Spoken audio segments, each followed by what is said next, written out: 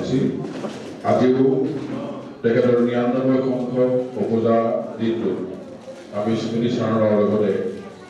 তেজপুৰত দীৰ্ঘদিন ধৰি এক প্ৰবল জাতীয়তাবাদী সত্তাৰে নিৰলসভাৱে নাট শিল্পৰ চৰ্চা কৰি অহা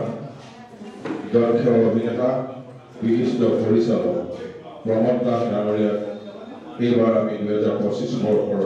ভোলা কলিতা সমাৰোহ প্ৰদানৰ সিদ্ধান্ত গ্ৰহণ কৰিছিলোঁ। আমি সকলোকে পুনৰ স্বাগতম জনাইছোঁ আৰু আজিৰ এই অনুষ্ঠান ভোলা কলিতাৰ প্ৰতিচ্ছবি বন্দী পৰ্যটনেৰে শ্ৰদ্ধাঞ্জলি অনুষ্ঠান শুভাৰম্ভ কৰিবৰ বাবে আমাৰ মাজত উপস্থিত থকা তেখেতৰ সহধৰ্মী অৱসৰপ্ৰাপ্ত শিক্ষয়িত্ৰী নৰেশ্বৰী কলিতাক অনুৰোধ জনাইছোঁ। তেখেতক আগবঢ়াই নিবৰ বাবে তেজপুৰ সাহিত্য সভাৰ সম্পাদক বিজয় নাথক অনুৰোধ জনাইছোঁ। পৰিয়ালৰ সকলোকে আমি শ্ৰদ্ধাঞ্জলি অনুষ্ঠান প্ৰথমে অংশগ্ৰহণ কৰিবৰ বাবে অনুৰোধ জনাইছোঁ। আগত নাহিব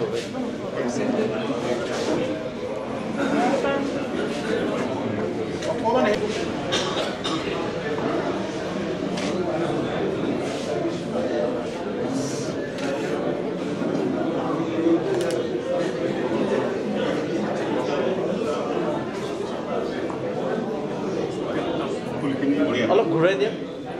না অলপ ঘূৰাই দিয়া অলপ ঘূৰাই কিনে কৰা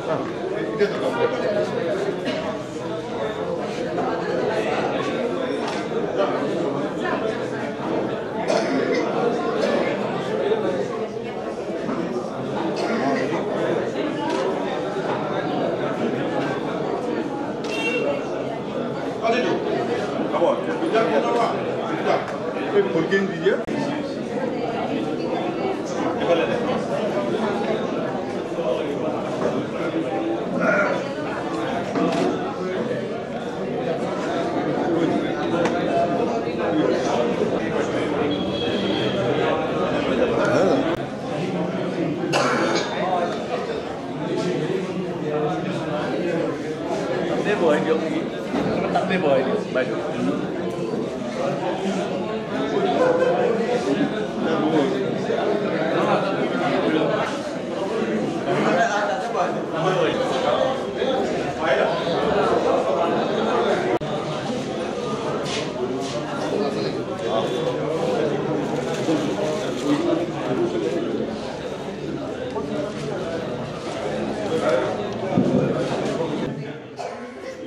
বাৰটেডৰ প্ৰাক্তন সভাপতি বিশিষ্ট শিক্ষাবিদ মহেন্দ্ৰনাথ ডাঙৰীয়া আজি এই অনুষ্ঠানত নিৰ্দিষ্ট বক্তাৰ আসন অলংকৃত কৰিবলৈ আমন্ত্ৰণ জনোৱা বিশিষ্ট অভিনেত্ৰী ডাক্তৰ জাহানা বেগম বাইদেউ, শোণিতপুৰ জিলা সাহিত্য সভাৰ প্ৰাক্তন সভাপতি বিশিষ্ট কল্পকাৰ ভৱন নাগৰিক ডক্টৰ ভূপেন শইকীয়া, অসম সাহিত্য সভাৰ প্ৰাক্তন প্ৰধান সম্পাদক যাদৱ চন্দ্ৰ কৰ্মা আমি অনুৰোধ জনাইছোঁ। আৰু এই শ্ৰদ্ধাঞ্জলি অনুষ্ঠানৰ চলি থকাৰ মাজতেই আজিৰ এই অনুষ্ঠান এটি বৰগীতেৰে শুভাৰম্ভ কৰিবৰ বাবে ভোলা কলিতাৰ নাতি অন্বেষা কাশ্যপক অনুৰোধ জনাইছোঁ আৰু সত্ৰীয়া শিল্পীসকলক বৰগীত পৰিৱেশনৰ বাবে সাজু হ'বলৈ অনুৰোধ জনাইছোঁ।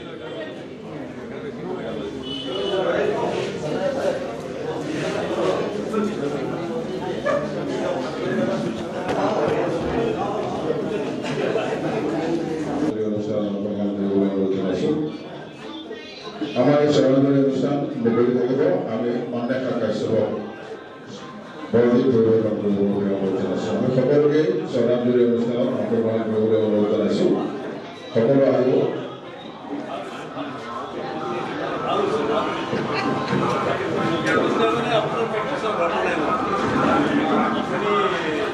কেতেকীবাৰী গাঁও উন্নয়ন সমিতি ভোলা কলিতাৰ গাঁৱৰ বিবেক শইকীয়া সভাপতি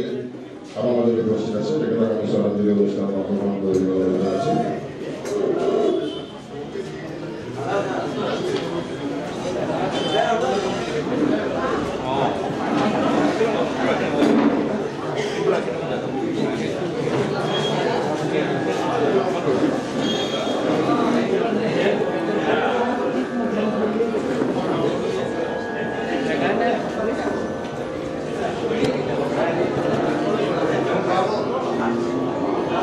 Bravo.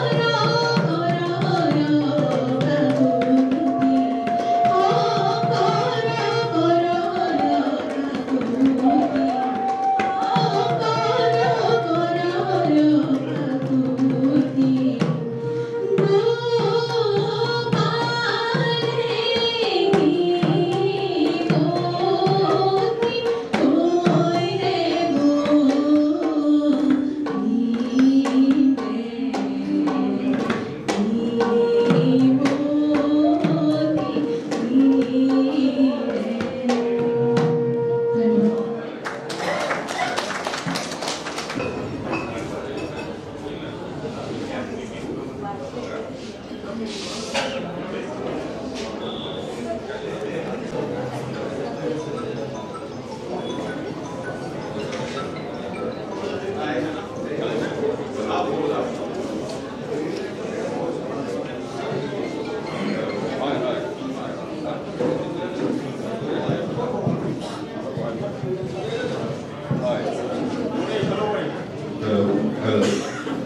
কাশ্যপ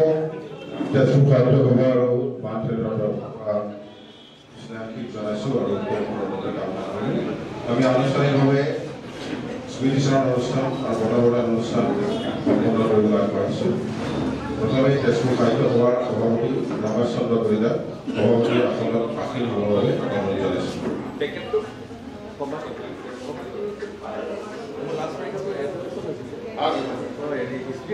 ইয়াৰ পিছতেই বান থিয়েটাৰৰ সভাপতি বংকিম শৰ্মা ডাঙৰীয়াক আমি সভাপতিৰ আসনত আসীন হ'বৰ বাবে অনুৰোধ জনাইছোঁ। আজি এই অনুষ্ঠানত নিৰ্দিষ্ট বক্তাৰ আসন অলংকৃত কৰিবৰ বাবে আমন্ত্ৰণ জনোৱা বিশিষ্ট অভিনেত্ৰী ৰাষ্ট্ৰীয় বঁটা প্ৰাপক ডাক্তৰ জাহানাৰা বেগম বাইদেউ আমি আসন গ্ৰহণ কৰিবৰ বাবে অনুৰোধ জনাইছোঁ। খন্তেক সময়ৰ পিছতেই আমাৰ মাজত বিশিষ্ট অতিথিৰ আসন অলংকৃত কৰিবৰ বাবে উপস্থিত হৈ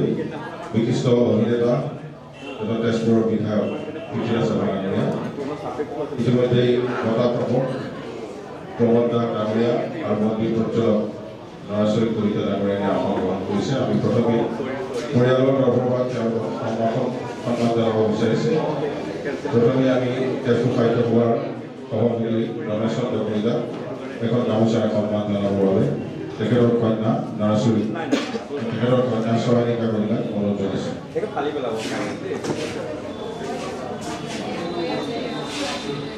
আন এগৰাকী সভাপতি মানথিয়েটাৰৰ সভাপতি বিশিষ্ট গীতিকাৰ বংকিম শৰ্মা ডাঙৰীয়াক এখন গামোচাৰে সন্মান জনাবৰ বাবে চয়নিকা কলিতা আন এগৰাকী কন্যা চয়নিকা কলিতাক অনুৰোধ জনাইছোঁ। নয়নিকা কলিতা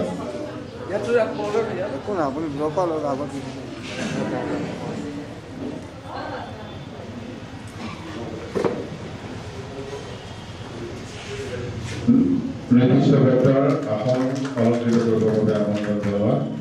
ডাক্তৰ জাহানাৰা বেগম বাইদেউ তেখেতৰ জ্যেষ্ঠ পুত্ৰ হীৰকজ্যোতি কলিতাক এখন গামোচাৰে সন্মান জনাবলৈ অনুৰোধ জনাইছোঁ।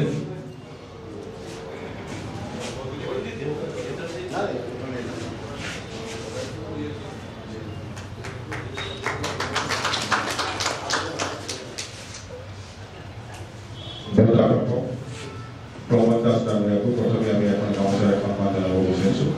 সন্মান জনাবৰ বাবে তেখেতৰ কনিষ্ঠ পুত্ৰ বিকাশজ্যোতি কলিতাক অনুৰোধ জনাইছোঁ।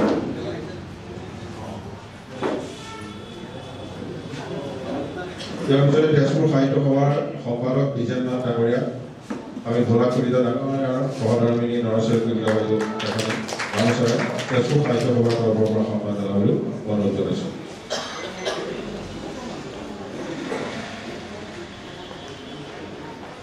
বান থিয়েটাৰৰ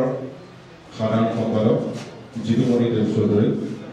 আদৰণি ভাষণ আগবঢ়াবলৈ অনুৰোধ জনাইছোঁ।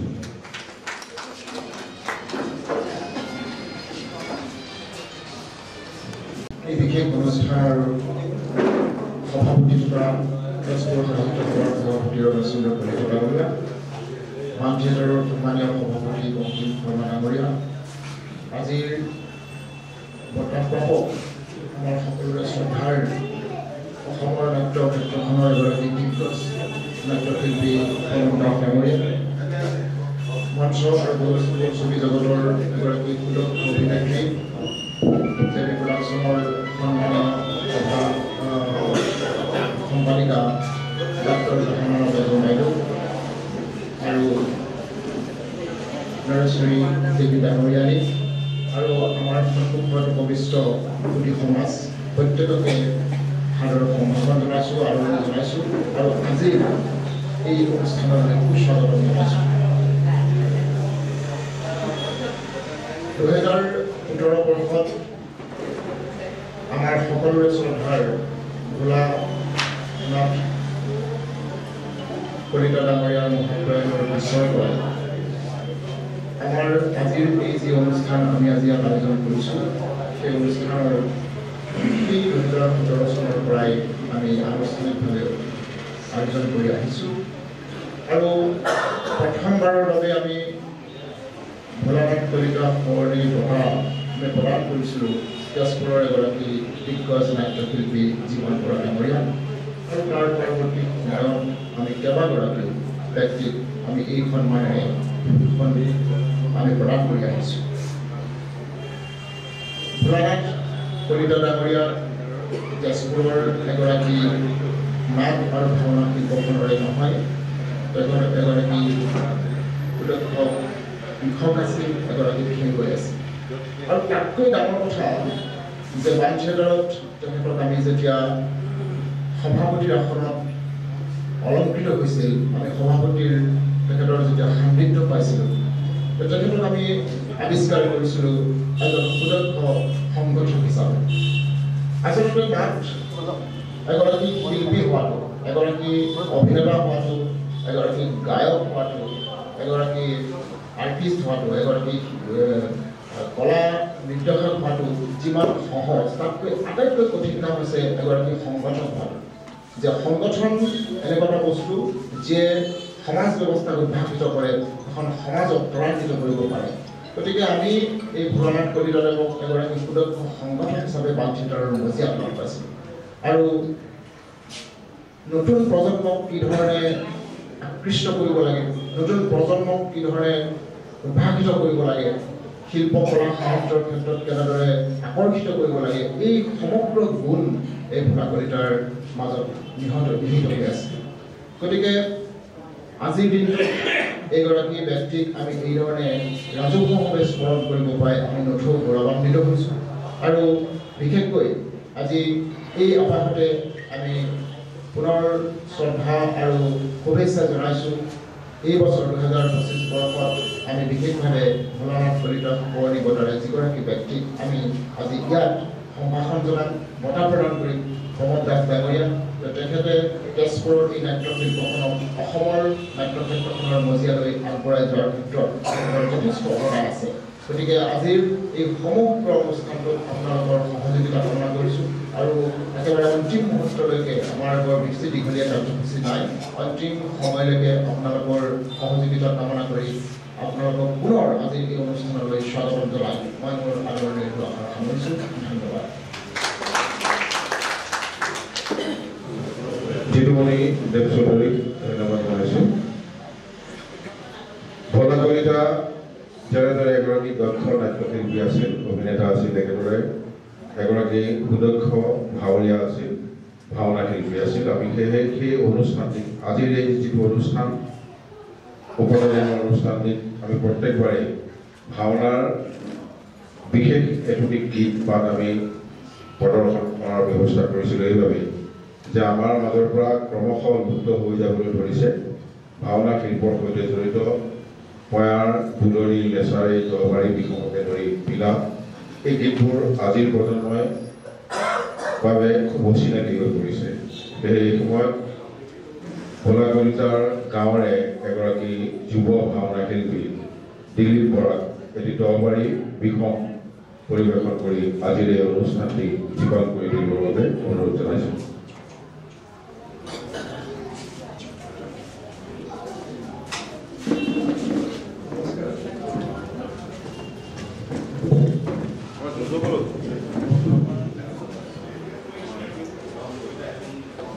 মই জয়তে আজি উপস্থিত থকা সকলো ৰাইজলৈ সেৱা নিবেদন কৰিছোঁ। মই স্বৰ্গীয় ভোলা কলিতাদেৱৰ লগতে ভাওনা কৰাৰ সুবিধা পাইছিলোঁ আৰু তেনেকৈ আমাৰ গাঁৱৰ বিভিন্নজনৰ লগত আমি আমাৰ থলুৱা বৃত্তিত আমি ভাওনা কৰি থাকোঁ। তাৰে আজি দুনপৰ্ব নাটকৰ বিময়নৰ যিটো বিহুৰ ভিতৰত মানে মৃত্যুবৰণ কৰিছিলে তাৰে গীত গাবলৈ প্ৰয়াস কৰিছোঁ। হৰি হৰি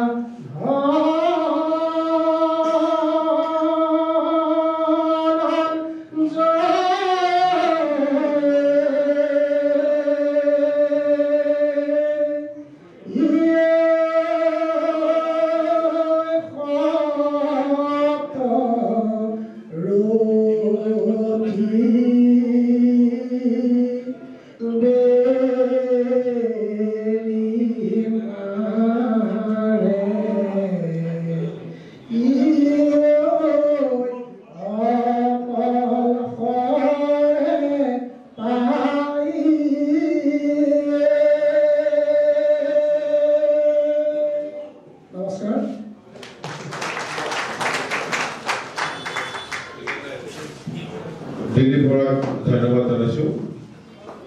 ভাওনাৰ লগত জড়িত এই গীত মাতসমূহ যদি আমাৰ মাজৰ পৰা হেৰাই যায়, আপোনালোকে নিজেই অনুভৱ কৰিছে কিমান অন্তঃস্পৰ্শী, কিমান ইয়াত ব্যঞ্জনা। আমি দুদিনমানৰ আগতে জামুগুৰিহাটৰ এগৰাকী ভাওনা শিল্পীৰ ঘৰত উপস্থিত আছিলোঁ শৈলেন বৰপেটানী। সেই প্ৰসংগ আলোচনা কৰিছিলোঁ যে গীত মাতসমূহ সংৰক্ষণ কৰাৰ যিটো প্ৰচেষ্টা হাতত ল'ব লাগে। তাৰ পূৰ্বে শ্ৰীমন্ত শংকৰদেৱ কলাক্ষেত্ৰৰ সচিবৰ সৈতেও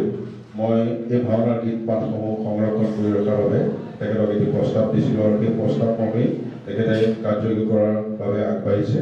আমি দিলীপ বৰা মই পূৰ্বে দেখা নাছিলোঁ, আমাৰ জ্যেষ্ঠ সাংবাদিক তেজপুৰৰ মনোজ বৰাৰ ভাতৃ দিলীপ বৰাৰ ধন্যবাদ জনাইছোঁ। আমি অনাগত সময়তো এগৰাকী ভাওনা শিল্পী তেখেতৰ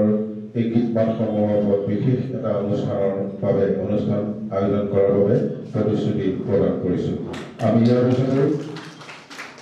আজিৰ এই অনুষ্ঠানৰ নিৰ্দিষ্ট বক্তা বিশিষ্ট অভিনেত্ৰী ডাক্তৰ জাহানা বেগম বাইদেউ তেখেতৰ ভাষণ আগবঢ়াবৰ বাবে অনুৰোধ জনাইছোঁ। তাৰ পূৰ্বে আমাৰ মাজত আহি উপস্থিত হোৱা বিধায়ক বিদ্যাসাগৰ ডাঙৰীয়া, ৰঙাগড় মহাবিদ্যালয়ৰ অধ্যক্ষ ডক্টৰ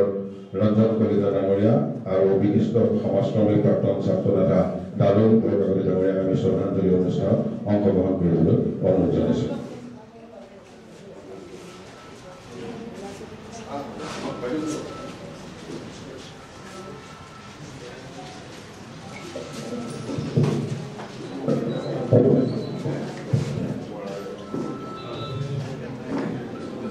আপোনালোক সকলোকে মই সন্ধিয়াৰ সমাপন জনাইছোঁ। শুভ সন্ধিয়া। আজি আমাৰ তেজপুৰবাসীৰ কাৰণে সঁচাকৈ এটা খুব উল্লেখযোগ্য দিন যে আমাৰ পৰম শ্ৰদ্ধাৰ ভোলা কলিতা দেৱৰ সোঁৱৰণত আজি এটা বঁটা প্ৰদান কৰা হয় এজন বিশিষ্ট নাট্যকৰ্মীক। এই বঁটা প্ৰদান অনুষ্ঠানৰ জৰিয়তে যিজনৰ স্মৃতিক বঁটাটি প্ৰদান কৰা হয় আৰু যিজন বঁটা প্ৰাপক দুয়োজনে আচলতে সন্মানিত হয় আৰু দুয়োজনকে স্মৰণ কৰা হয়। আজি এই সভাত এই অস্থায়ী মঞ্চত উপবিষ্ট বিশিষ্ট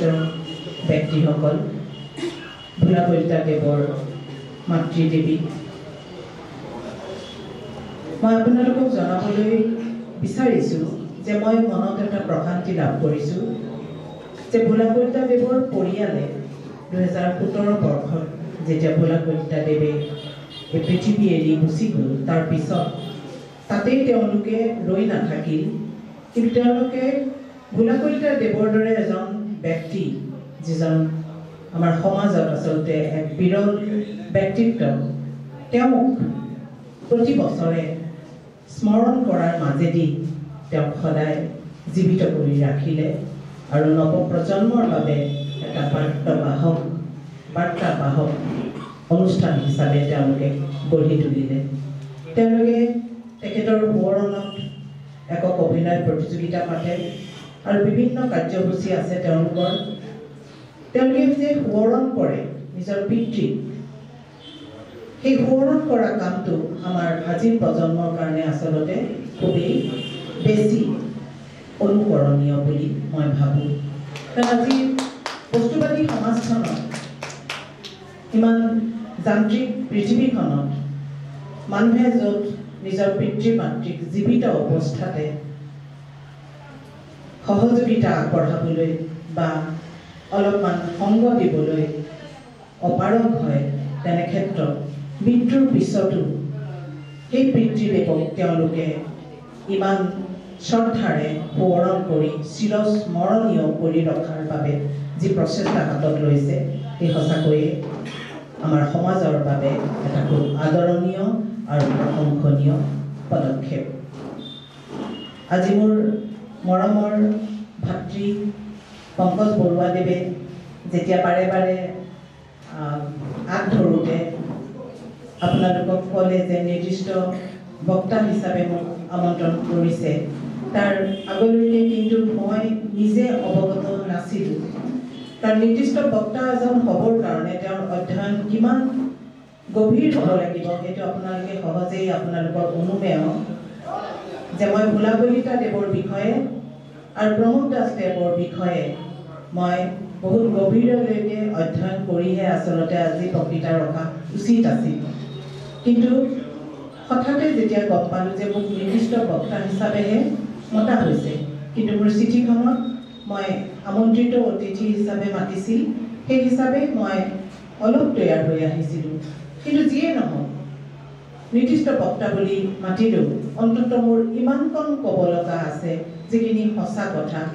আৰু যিখিনি ক'লে মই হয়তো ভোলা কলিতা দেৱৰ প্ৰতি মোৰ শ্ৰদ্ধাঞ্জলি নিবেদন কৰা হ'ব, আৰু ইমানকণ কথা ক'লেই হয়তো মোৰ প্ৰমোদ দাস দেৱৰ প্ৰতিও মোৰ আন্তৰিক অভিনন্দন আৰু শ্ৰদ্ধা নিবেদন কৰা হ'ব। মই তেজপুৰলৈ যেতিয়া আহিছোঁ 1997 চনত, তেতিয়াই মই বাণ থিয়েটাৰৰ লগত জড়িত হৈছোঁ, ভোলা কলিতা দেৱৰ বিষয়ে অৱগত হৈছোঁ। আৰু যেতিয়া তেওঁ বাণ থিয়েটাৰৰ সভাপতি আছিল, তেতিয়া অলপ আগতে জিতুমণি দেৱচৌধুৰীয়ে কৈ যোৱাৰ দৰে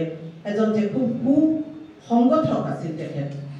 কেৱল যে এটা নাট্য ব্যক্তিত্বই আছিল সেইটো নহয়, ভাওনা শিল্পী আছিল কেৱল সেইটো নহয়, এজন সুদক্ষ খেলুৱৈ আছিল কেৱল সেইটো কথাই নহয়, তেওঁ এজন খুব ভাল সংগঠক আছিল।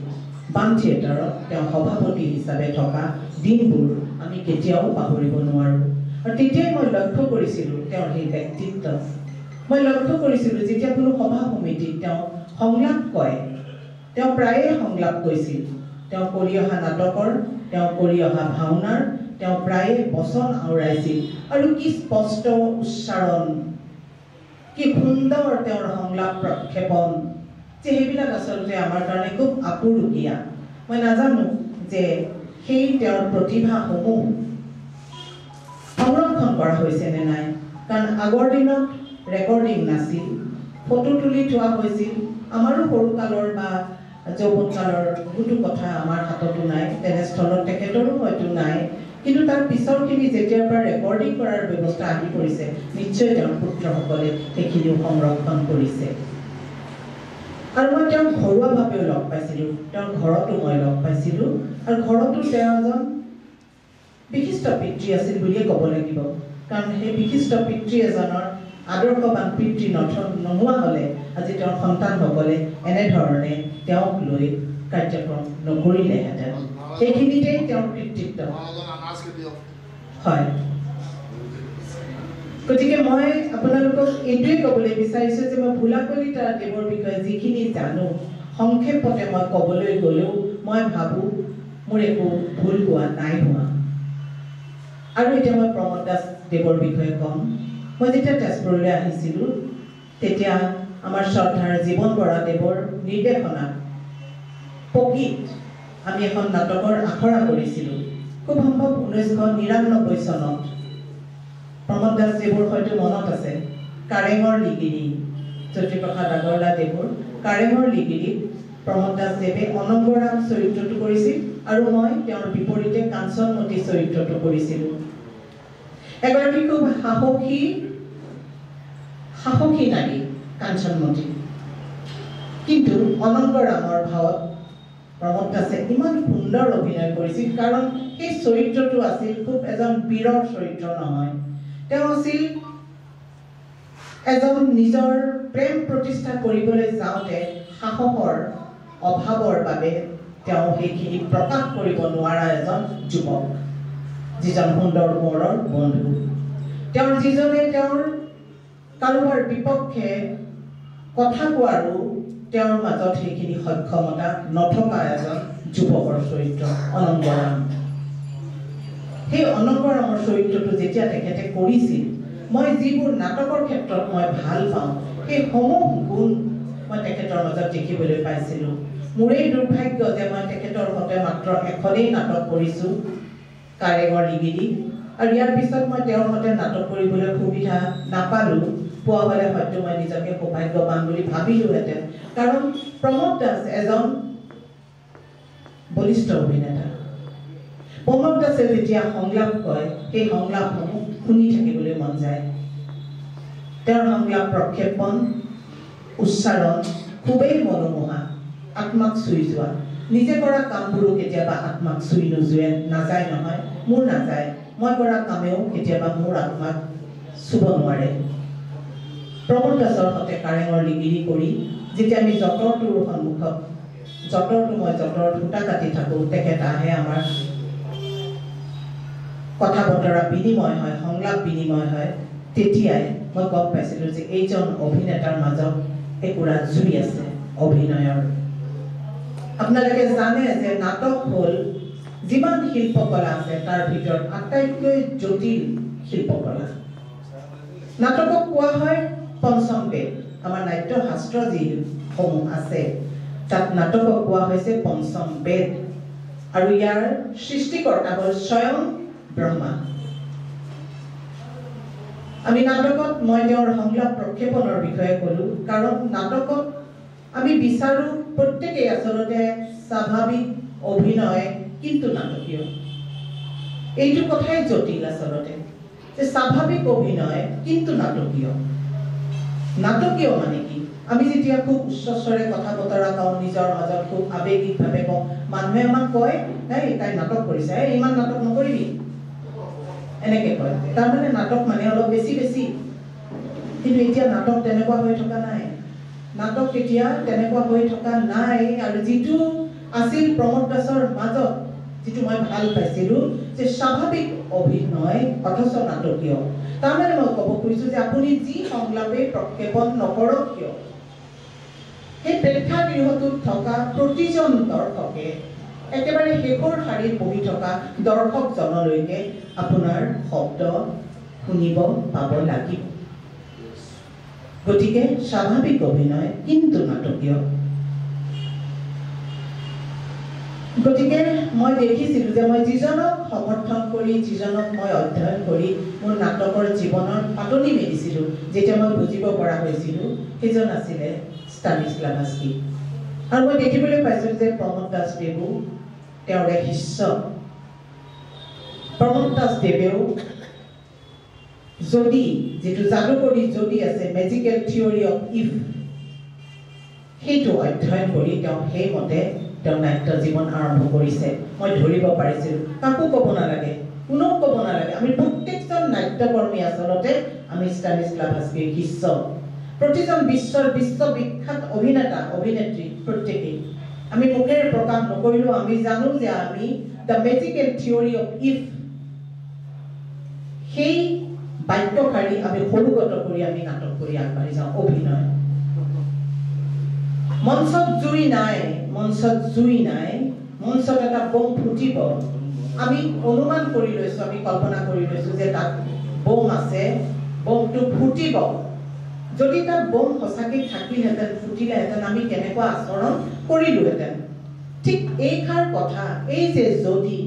ঠিক এইষাৰ কথা সৰুগত কৰিয়ে আমি নাটক কৰোঁ, অভিনয় কৰোঁ। মানুহে যে কয় আপোনাক ইমান ভাল লাগিলে আজি, আপোনাৰ অভিনয় আজি ইমান ভাল লাগিলে। অলপতে মই পদ্মা নামৰ এগৰাকী অপ্ৰকৃতিস্থ মহিলাৰ চৰিত্ৰটো ইমান ভাল লাগিছে নহয়। মই সেই চৰিত্ৰটো কৰিছিলোঁ ৰজনীপ্ৰীতি অৱস্থাৰ এগৰাকী মহিলাৰ চৰিত্ৰ, যিটো মই ইতিমধ্যে পাৰ কৰি আহিছোঁ বহু বছৰ আগতে। কিন্তু সেই সময়ত সেই সত্য ৰজনীপ্ৰীতি হোৱা মানুহগৰাকী মহিলাৰ যিটো মানসিক, যিটো তেওঁৰ ডিপ্ৰেশ্যন, তেওঁৰ যিটো ঘৰুৱা অৱস্থা, তেওঁৰ যিটো মানসিক উত্থান পতন, এই গোটেইখিনি মই অনুমান কৰি লৈছোঁ যদি মোৰ হ'লহেঁতেন আজি, যদি যদি যদি সেই যদিৰ মাজতে আমি থাকোঁ আচলতে অভিনেতা অভিনেত্ৰীসকলে। আৰু আপোনালোক দৰ্শকসকলে আমাক চাই ভাল পায়, আমাক কয় যে আপোনাৰ অভিনয় আজি ভাল লাগিল, নাটকখন আজি খুব ভাল লাগিল। সেইখিনি আমাৰ হ'ল পৰিতৃপ্তি, আমাৰ বাবে আশীৰ্বাদ। আমি নাটক কৰিবলৈ আৰু অনুপ্ৰেৰণা পাওঁ। আজিৰ সভাখনত আৰু এটা উল্লেখযোগ্য দিশ হ'ল বহুতো মোৰ সন্মুখত উপস্থিতি, বহুত লোক আজি তেজপুৰৰ বিদ্যুৎ সমাজ আজি ইয়াত উপস্থিত আছে। কোনজন নাই, কোনটো দিশৰ লোক নাই। তেজপুৰত সেইটোৱে আটাইতকৈ বেছি যোগাত্মক কথা, আটাইতকৈ বেছি যোগাত্মক কথা যে যিবিলাক সভাত মানুহ হোৱাৰ প্ৰয়োজন, সেইবিলাক সভাত সদায়ে মানুহ হয়। কিন্তু এটা দিশত আমি গুৰুত্ব দিব লাগিব যে আমি নতুন ল'ৰা ছোৱালীবিলাকক কেনেকৈ ইয়াত বেছি সংখ্যক উপস্থিতি আমি কেনেকৈ কৰিব পাৰোঁ। আমি প্ৰত্যেকটো অনুষ্ঠানে যদি চেষ্টা কৰোঁ যে আমাৰ সভাত আজি নতুন প্ৰজন্মৰ যুৱক যুৱতীৰ সংখ্যা বৃদ্ধি পাওক, আমি আচলতে চেষ্টা কৰিলে পাৰিম, কাৰণ তেওঁলোকেহে এইখিনি আগুৱাই লৈ যাব। আজি কলিতা পৰিয়ালৰ যিসকল নাতি তেওঁলোকো উপস্থিত আছে ইয়াতে মই দেখিছোঁ সৰু সৰু ল'ৰা ছোৱালী হওক তেওঁলোকে দেখিছে মাক দেউতাকৰ কাম কাজ তেওঁলোকে দেখিছে কেনেকৈ কৰিছে তেওঁলোকে ভৱিষ্যতে আগুৱাই লৈ যাব মই মোৰ এই কেইষাৰ কথাৰে আজি পৰম শ্ৰদ্ধাৰ ভোলা কলিতা দেৱক মই সোঁৱৰণ কৰিছোঁ তেওঁ শ্ৰদ্ধাঞ্জলি জনাইছোঁ আৰু বঁটা প্ৰাপক প্ৰমোদ দাসদেৱ যিজন এজন যোগ্য ব্যক্তিক যোগ্য সন্মান যচা হৈছে তেখেতক মই অভিনন্দন জনাইছোঁ তেখেতৰ সুস্বাস্থ্যৰ কামনা কৰিছোঁ মই জানো যদিও আজি কিছুদিনৰ পৰা তেওঁ একো কাম কৰা নাই তেওঁৰ মনৰ ভিতৰত কিন্তু অহৰহ কিছুমান পৰিকল্পনা হয়তো চলিয়ে আছে এজন নাটক কৰা মানুহে কেতিয়াও নাটক নকৰাকৈ থাকিব নোৱাৰে গতিকে মই আশা কৰোঁ তেওঁ নাটকৰ মাজলৈ ঘূৰি আহক বহি থাকক নিজৰ চিন্তাটো দিয়ক আমি নাট্যকৰ্মীসকলে আমাৰ সেই চিন্তাটো দিব পৰালৈকে আমি নাট্যকৰ্মী হৈ থাকিব পাৰোঁ সেইকাৰণেতো কওঁ আমি যে নাটক জিন্দাবাদ আজি ভোলা কলিতা দেৱৰ স্মৃতিত দিয়া হৈছে এজন নাট্যকৰ্মীক বঁটা এইটো আমাৰ কাৰণে ডাঙৰ কথা যদিও ভোলা কলিতা দেৱ বিভিন্ন দিশত এজন পাৰদৰ্শী এজন গুণৱান ব্যক্তি আছিল তথাপিও আজি নাটকৰ ক্ষেত্ৰত অৱদান আগবঢ়োৱা এজন খুব নিষ্ঠাবান নাট্যকৰ্মী এই বঁটাটি আগবঢ়োৱা হৈছে তাতে এজন নাট্যকৰ্মী হিচাপে মোৰ সন্তুষ্টি ধন্যবাদ সুন্দৰ ভাষণেৰে বাইদেউ অনুষ্ঠানটি জীৱালকৈ তুলিলে কৃতজ্ঞতা জনাইছোঁ বান থিয়েটাৰ আৰু সাহিত্য সভাৰ তৰফৰ পৰা আমাৰ মাজত বিশিষ্ট অতিথিৰ আসন অলংকৃত কৰিবৰ বাবে উপস্থিত হোৱা বিশিষ্ট অভিনেতা তথা তেজপুৰৰ বিধায়ক পৃথ্বীৰাজ ৰাভা ডাঙৰীয়া পৰিয়ালৰ তৰফৰ পৰা বোৱাৰী আলমৰা বৰা কলিতাই এখন গামোচাৰে সন্মান জনাব সন্মান জনাবলৈ অনুৰোধ জনাইছোঁ ইয়াৰ পিছতে আমি আজিৰ এই অনুষ্ঠানটোৰ অন্যতম মূল কাৰ্যসূচীলৈ আগবঢ়াই যাব বিচাৰিছোঁ তেজপুৰৰ নিষ্ঠাবান নাট্য যোদ্ধা প্ৰমোদ দাসলৈ 2025 বৰ্ষৰ ভোলা কলিতা সোঁৱৰণি বঁটা তেখেতৰ বাবে প্ৰস্তুত কৰা প্ৰশস্তিখন মই প্ৰথমে পাঠ কৰিব বিচাৰিছোঁ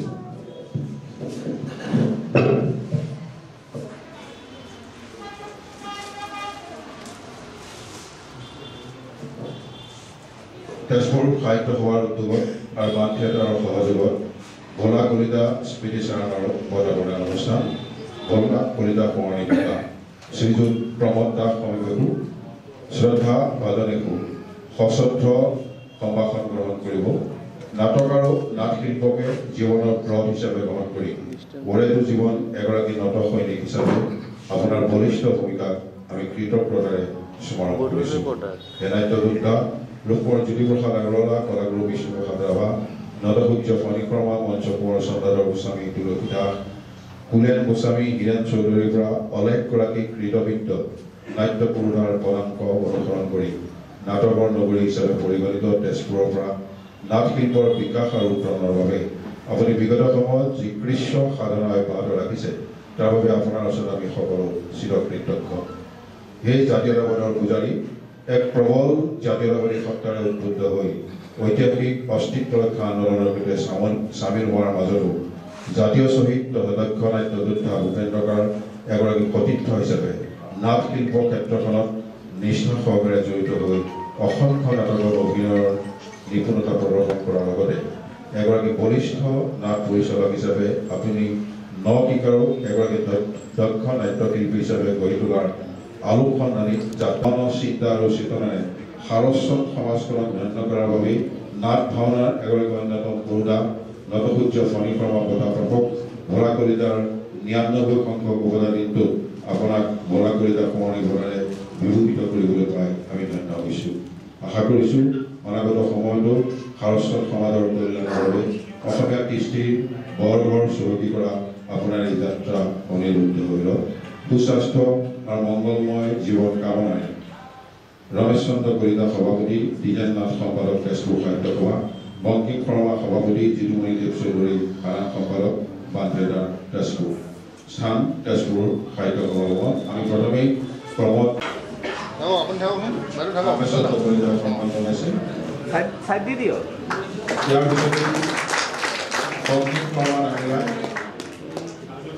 বঁটা বিশেষ স্মাৰকেৰে আমি সন্মান জনাবলৈ অনুৰোধ জনাইছোঁ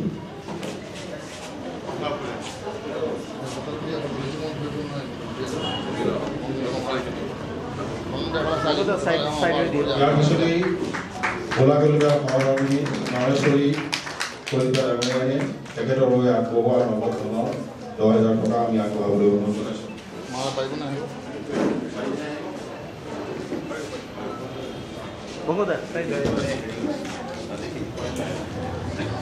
এফালে যাও বঙ্গেম না এফালে যাও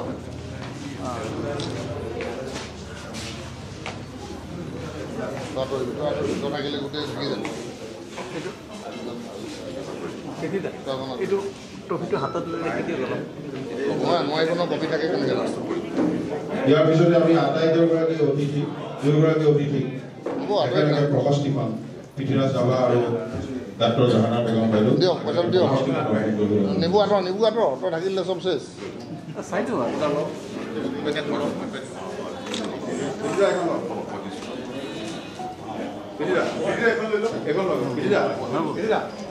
এখন দিয়ক এতিয়া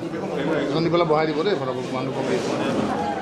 জাহানা বাইদেউ অকণ চাবি যাওক জাহানা বাইদেউ অকণ চাবি যাওক জাহানা বাইদেউ চাবি যাওক ৰ'ব হাত নিদিবা কোনো অ'কে এতিয়া হাত চাপৰ এটা মই হাত চাপৰ এটা বংগুদা দেখাই নেব চব অলপ লাগে নহয়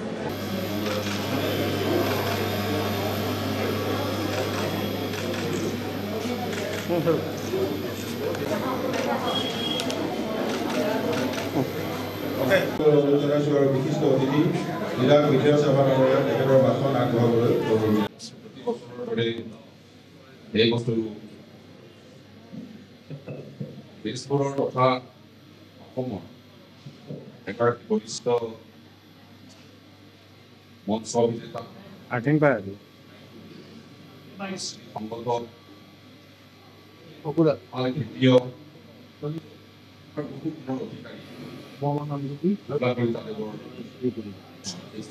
কথা প্ৰকাশ কৰা বিচাৰ লগতে যি প্ৰশাসন যিগৰাকী ব্যক্তিয়ে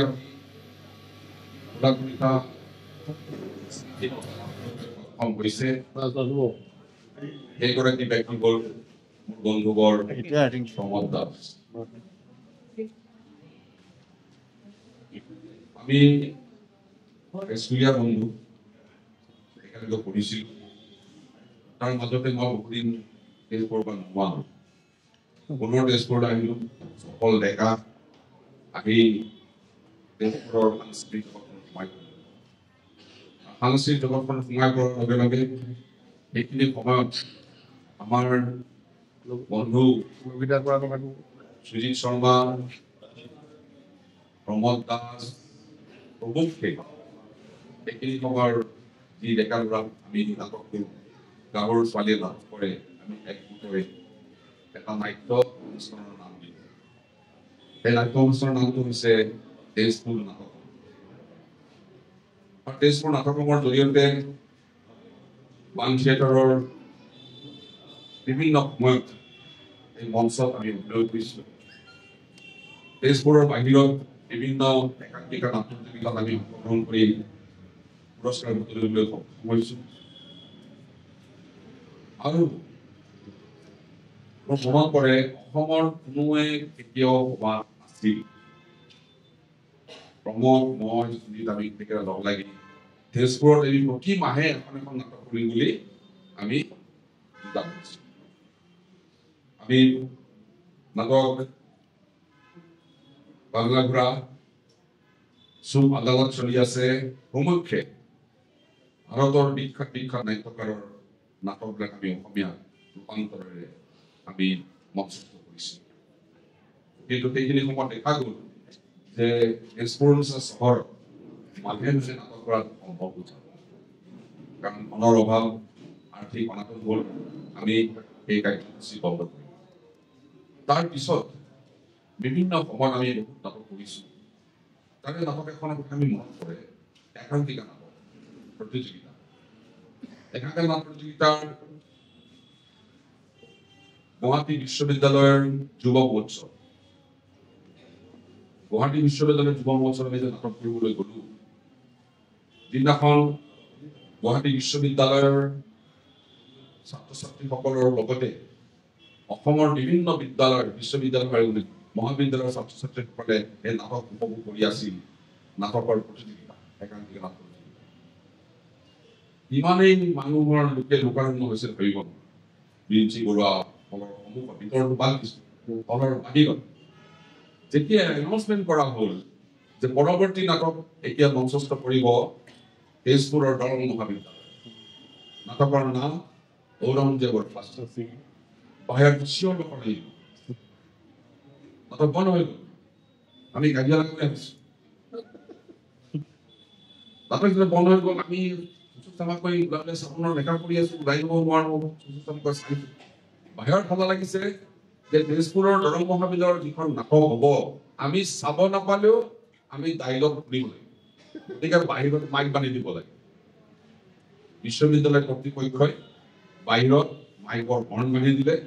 আৰু 15 মিনিট পিছত আমি নাটক মঞ্চস্থ আৰু সেইখন নাটকে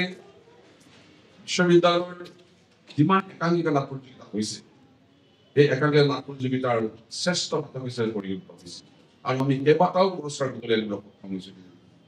শ্ৰেষ্ঠ নাট পৰিচালক শ্ৰেষ্ঠ নাট্যকাৰ শ্ৰেষ্ঠ অভিনেতা শ্ৰেষ্ঠ অভিনেত্ৰী মুখ্যে অৱনন পুৰস্কাৰ দিবলৈ আৰু তাত এটা সুন্দৰ ৰূপৰ ইতিহাস সাধনিকা এই ইতিহাস সাধনিকা কৰিছিলে আমাৰ প্ৰমোদ আছে তাৰপিছত বহুত নাটক ভাবিব নহয় কিমান নাটক কৰিলোঁ কিমান নাটক গ'ল নাটকৰ কাহিনী পাৰ্শ্ব কাহিনী ক'লে আৰু কথা ক'ব লাগিব পাৰ্শ্ব কাহিনী বানথিয়েটাৰৰ নাটকৰ এটা ডাঙৰ ভাল বানথিয়েটাৰ কেতিয়া জন্ম হৈছিল বানথিয়েটাৰ সেইটো নকওঁ বানথিয়েটাৰ আৰু অসমীয়া ভাষা উন্নতি সাহিত্যিক সভাৰ লগত এটা মনোমালিন্য আৰু মনোমালিন্য হোৱাৰ কাৰণটো হৈছে যেতিয়া বানথিয়েটাৰ গঠন হ'ব লগা হ'ল বা বনাব লগা হ'ল তেতিয়া সাহিত্য কাণ্ডাৰী পদ্মনাথ গোহাঁই বৰুৱাক অনুৰোধ কৰিছিল যে আমাক অলপ মাটি দিয়ক আমি এখন থিয়েটাৰ হ'ম কলিবাৰী মাটি দিলে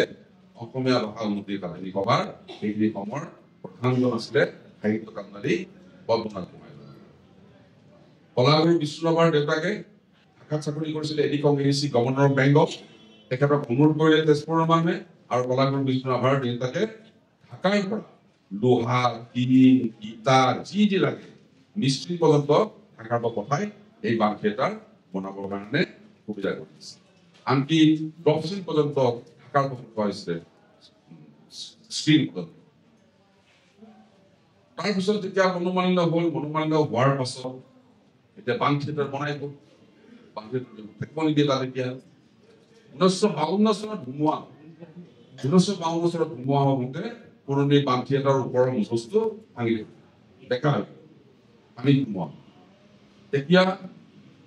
সিদ্ধান্ত লোৱা হ'ল যে যিকোনো প্ৰকাৰে আমি এখন মঞ্চ নিৰ্মাণ কৰিবই লাগিব প্ৰেক্ষাগৃহ নিৰ্মাণ কৰিবই লাগিব ইতিমধ্যে তেজপুৰ চহৰৰ মাজমজিয়াত এডোখৰ মাটি আছিলে পিটনি এই পিটনি ডোখৰত মণি শৰ্মা বিষ্ণুৰাভা প্ৰমুখে তেখেতসকলৰ সেইখিনি বন্ধুসকলে ডেকা ল'ৰাসকলে বিষ্ণুৰাভাৰ ঘৰৰ বাঁহ কাটি আনি তাত এই পিটনিত ফুটা পুতিলে ফুটা পুতি মাৰি দিলে পাংৰংগ মঞ্চ বা বান থিয়েটাৰ এই বান থিয়েটাৰ নতুন বান থিয়েটাৰ সৃষ্টি আৰু নতুন বান থিয়েটাৰ সৃষ্টি হোৱাৰ পাছত বিভিন্ন ঘটনা পৰিঘটনাৰ মাজেৰে অসমৰ এখন শ্ৰেষ্ঠ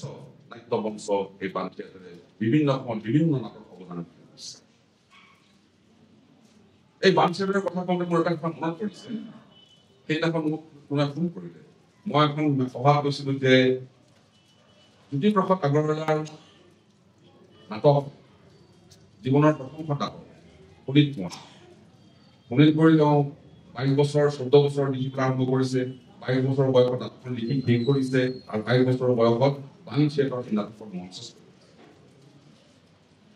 এই নাটকখন মঞ্চস্থ কৰাও 100 বছৰ শোণিতপুৰ নাটক 100 বছৰ আৰু শোণিতপুৰ নাটকৰ প্ৰথম দৃশ্যৰ প্ৰথম গান যিটো গান গুৱাহাটীৰ সাহিত্য সভাৰ অধিৱেশনত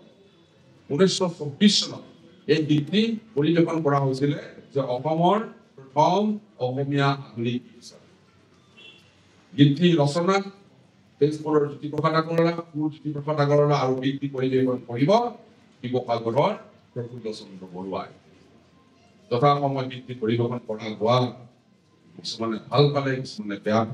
কিন্তু সাহিত্য লক্ষ্মীনাথ বেজবৰুৱাই জ্যোতিপ্ৰসাদ আগৰৱালাক মাতি আনি মঞ্চত উঠাই কৈছিলে হেৰা জ্যোতি প্ৰথম অসমীয়া আধুনিক গীত শুনা নাই আৰু আজি 100 বছৰ মই বাৰে বাৰে কৈ আছো মানুহেতো কৈছো কিন্তু আমি এতিয়াও আয়োজন কৰিব পৰা নাই অসমৰ কোনোবা বেলেগ ঠাইৰ মানুহে যদি এই 100 বছৰীয়া স্মৃতি দিন পালন কৰে তেজপুৰে যদি নকৰে তাতকৈ তেজপুৰ অকমানৰ প্ৰথম তেজপুৰে পাতিব লাগিব 100 বছৰীয়া অসমীয়া আধুনিক গীতৰ 100 বছৰীয়া উৎসৱ শোণিতপুৰ নাটকৰ 100 বছৰীয়া দিন আমি উদযাপন কৰিব লাগিব তাৰ কাৰণে যোজনা কৰি থকা হৈছে সকলো ৰাইজক আমাৰ লগত থাকিবৰ কাৰণে মই নিজেই বিধায়ক হিচাপে ব্যৱস্থা গ্ৰহণ কৰিব আগবাঢ়িছো মোৰ লগত বাং থিয়েটাৰ আছে আৰু বহুত ডেকালৰা আছে বহুত অনুষ্ঠান প্ৰতিষ্ঠানে আহিছে আমি খুব এতিয়া এটা অনুষ্ঠান আমি পাতি তাত আপোনালোকক আমি নিমন্ত্ৰণ কৰি আপোনালোক আহিব আৰু ধূলা কৰি তাৰলৈ কওঁতে মোৰ মনত পৰে মোৰ ল'ৰালি কালত সেইখন ঘৰৰ লগত আমাৰ দেউতাৰ খুব সম্পৰ্ক সেইখন ঘৰ বুলি নহয় কেটেগীবাৰীৰ সকলোৰ লগতে আমাৰ দেউতাৰ সম্পৰ্ক বছৰৰ মূৰত আনাৰস পকিলে কেটেগীবাৰী আনাৰস সোৱাদ লগা আনাৰস এই দুইজন আমাৰ দিবলৈ যায় আনাৰস তাৰে ভিতৰত এজনে গোলাপ গালিও খায় হেতাও খায় তথাপিও গোলাপ আমাৰ ঘৰলৈ বিভিন্ন সময়ত পটভূজ ফণী কুমাৰ বিষ্ণুমাই যেতিয়া বাণিজ্যত নাটক কৰে নাটকৰ পৰিচালনা কৰে গোলাপৰীতা দেৱেন শৰ্মা বিজয় শৰ্মা গোপাল শৰ্মা জামিনী দাস প্ৰমুখ্যে যিখিনি সময়ৰ ব্যক্তিসকলে ডেকা ল'ৰা আছে তেখেতক অভিনয় কৰে গালিও খায় আৰু ফণী শৰ্মা আছিল খুব উগ্ৰ দুৰ্বাসা মুনিৰ নিচিনা কথাই প্ৰতি খঙতে এই যে নাটকখন লিখা থাকিলে আমাৰ ককা বন্ধা অভিমানে দি মোৰ মাৰি দিয়ে এই এনেকে মানে ইয়াত বিশ্বনাথ আমাৰ বিশ্বনাথ আহিলে এই বলি নকৰিব এনেকুৱা নাপায় সেয়ে নাটকৰ দিন মনত পৰে বাস্তৱ ঘটনা ক'ব যাওঁতে মোৰ এটা মনত পৰিছে দেৱেন শৰ্মা ডাঙৰীয়াই এমুঠি চাও নাটক কৰিবৰ কাৰণে তেজপুৰ এজন চকল ডেকা ধুনীয়া বগা পাক দেখিবলৈ তেজপুৰৰ ভিতৰত ধুনীয়া তাক মাতিলে সৰু দুটা কৰিব যেতিয়া এমুঠি চাও নাটকৰ শেষৰ ফালে যেতিয়া ক্লাইমেক্স নাটকখন আহে যেতিয়া এই ফণী শৰ্মাৰ পুতেক বৰুৱাৰ পুতেকে চাউলৰ ট্ৰাক ঘেৰাও কৰি ধৰে ৰাইজে চাউল কাঢ়ি লৈ যায় ট্ৰাকৰ পৰা অভাৱ হৈছে সেইখিনি সময়ত এইখিনি সময়ৰ ঘটনা এটা ফণী শৰ্মাই চিন্তা কৰিছে বাহিৰত কি কৰিব লাগিছে তেতিয়া এই ডেকা যুৱকজনে ভিতৰত সোমাই যোৱাৰ লগে লগে ফণী শৰ্মা পাইচাৰি কৰি আছে মঞ্চত কি ক'ব লাগিছা কি হৈ আছে মুখেৰে নামাতে বাৰে লুকুৱা কেলে সময় পাই কৰি আছে কেলে নোকোৱা কিয় নকয় কথা বিপদ হৈছে যদি কথাই ক'ব নোৱাৰো মামেই মাতিব নোৱাৰে তেনেহ'লে মোৰ কাপোৰ কেলে আহিছো বুলি এক গুৰ মাৰিছে একে গুৰে মানুহ নাটক শেষ হ'ল দেৱেন ক'ত এই দেৱেন শৰ্মা পলাই গৈ ঘৰ পালে এইবিলাক ঘটনা পৰিঘটনা ভাবিব নোৱাৰে মহিলাসকলে নাজানিব আমি নাটক কৰা মহিলাই নাজানো আৰু বহুত ঘটনা আছে ৰক্ষ কুমাৰ হীৰেণ চৌধুৰী চন্দ্ৰধৰ গোস্বামী নাটক এই বাংচেলৰ পিছফালে আজিকালি পকা হ'ল কিন্তু পকা নাছিল দৰ্জাৰ বেলা আছিলে দোকান দিয়া সৰু ফুটা এটা সঁচা কথা কৈছে এটা সঁচা ঘটনা এটা ধেমালি কৰা ঘটনা সৰু ফুটা আছিলে তাৰ দৰ্জাখন হীৰেণ চৌধুৰীয়ে মাজে মাজে কি কৰে মানুহ এটা গায়ক মিটিং কৰি গৈছে মই মাজে মাজে হাতখন সোমাই দিম তই গিলাচটো দিবি হীৰেণ চৌধুৰীয়ে অনুৰোধ কৰি হাতখন সোমাই দি গিলাচটো দিয়াৰ খাই আৰু দি চন্দ্ৰধৰ গোস্বামীয়ে নাখায় একদম ভাবিবই নোৱাৰা চন্দ্ৰধৰ গোস্বামীক চাদা চন্দ্ৰধৰ গোস্বামীয়ে চাদা খাই পেলাই পেলাবলৈ চন্দ্ৰধৰ গোস্বামী হাতত গিলাচটো দি দিলে নহয় ফুলে গিলাস দিছে খেলাইছে আগত সি বেটলাং বটল দৌৰ পিছে পিছে ধন্দ গোস্বামী তাৰপিছত আৰ্টিষ্টবিলাক আৰু মাজত হিৰেণ চৌধুৰীয়ে গলাটো লৈ পেলাই ঘূৰাই এতিয়া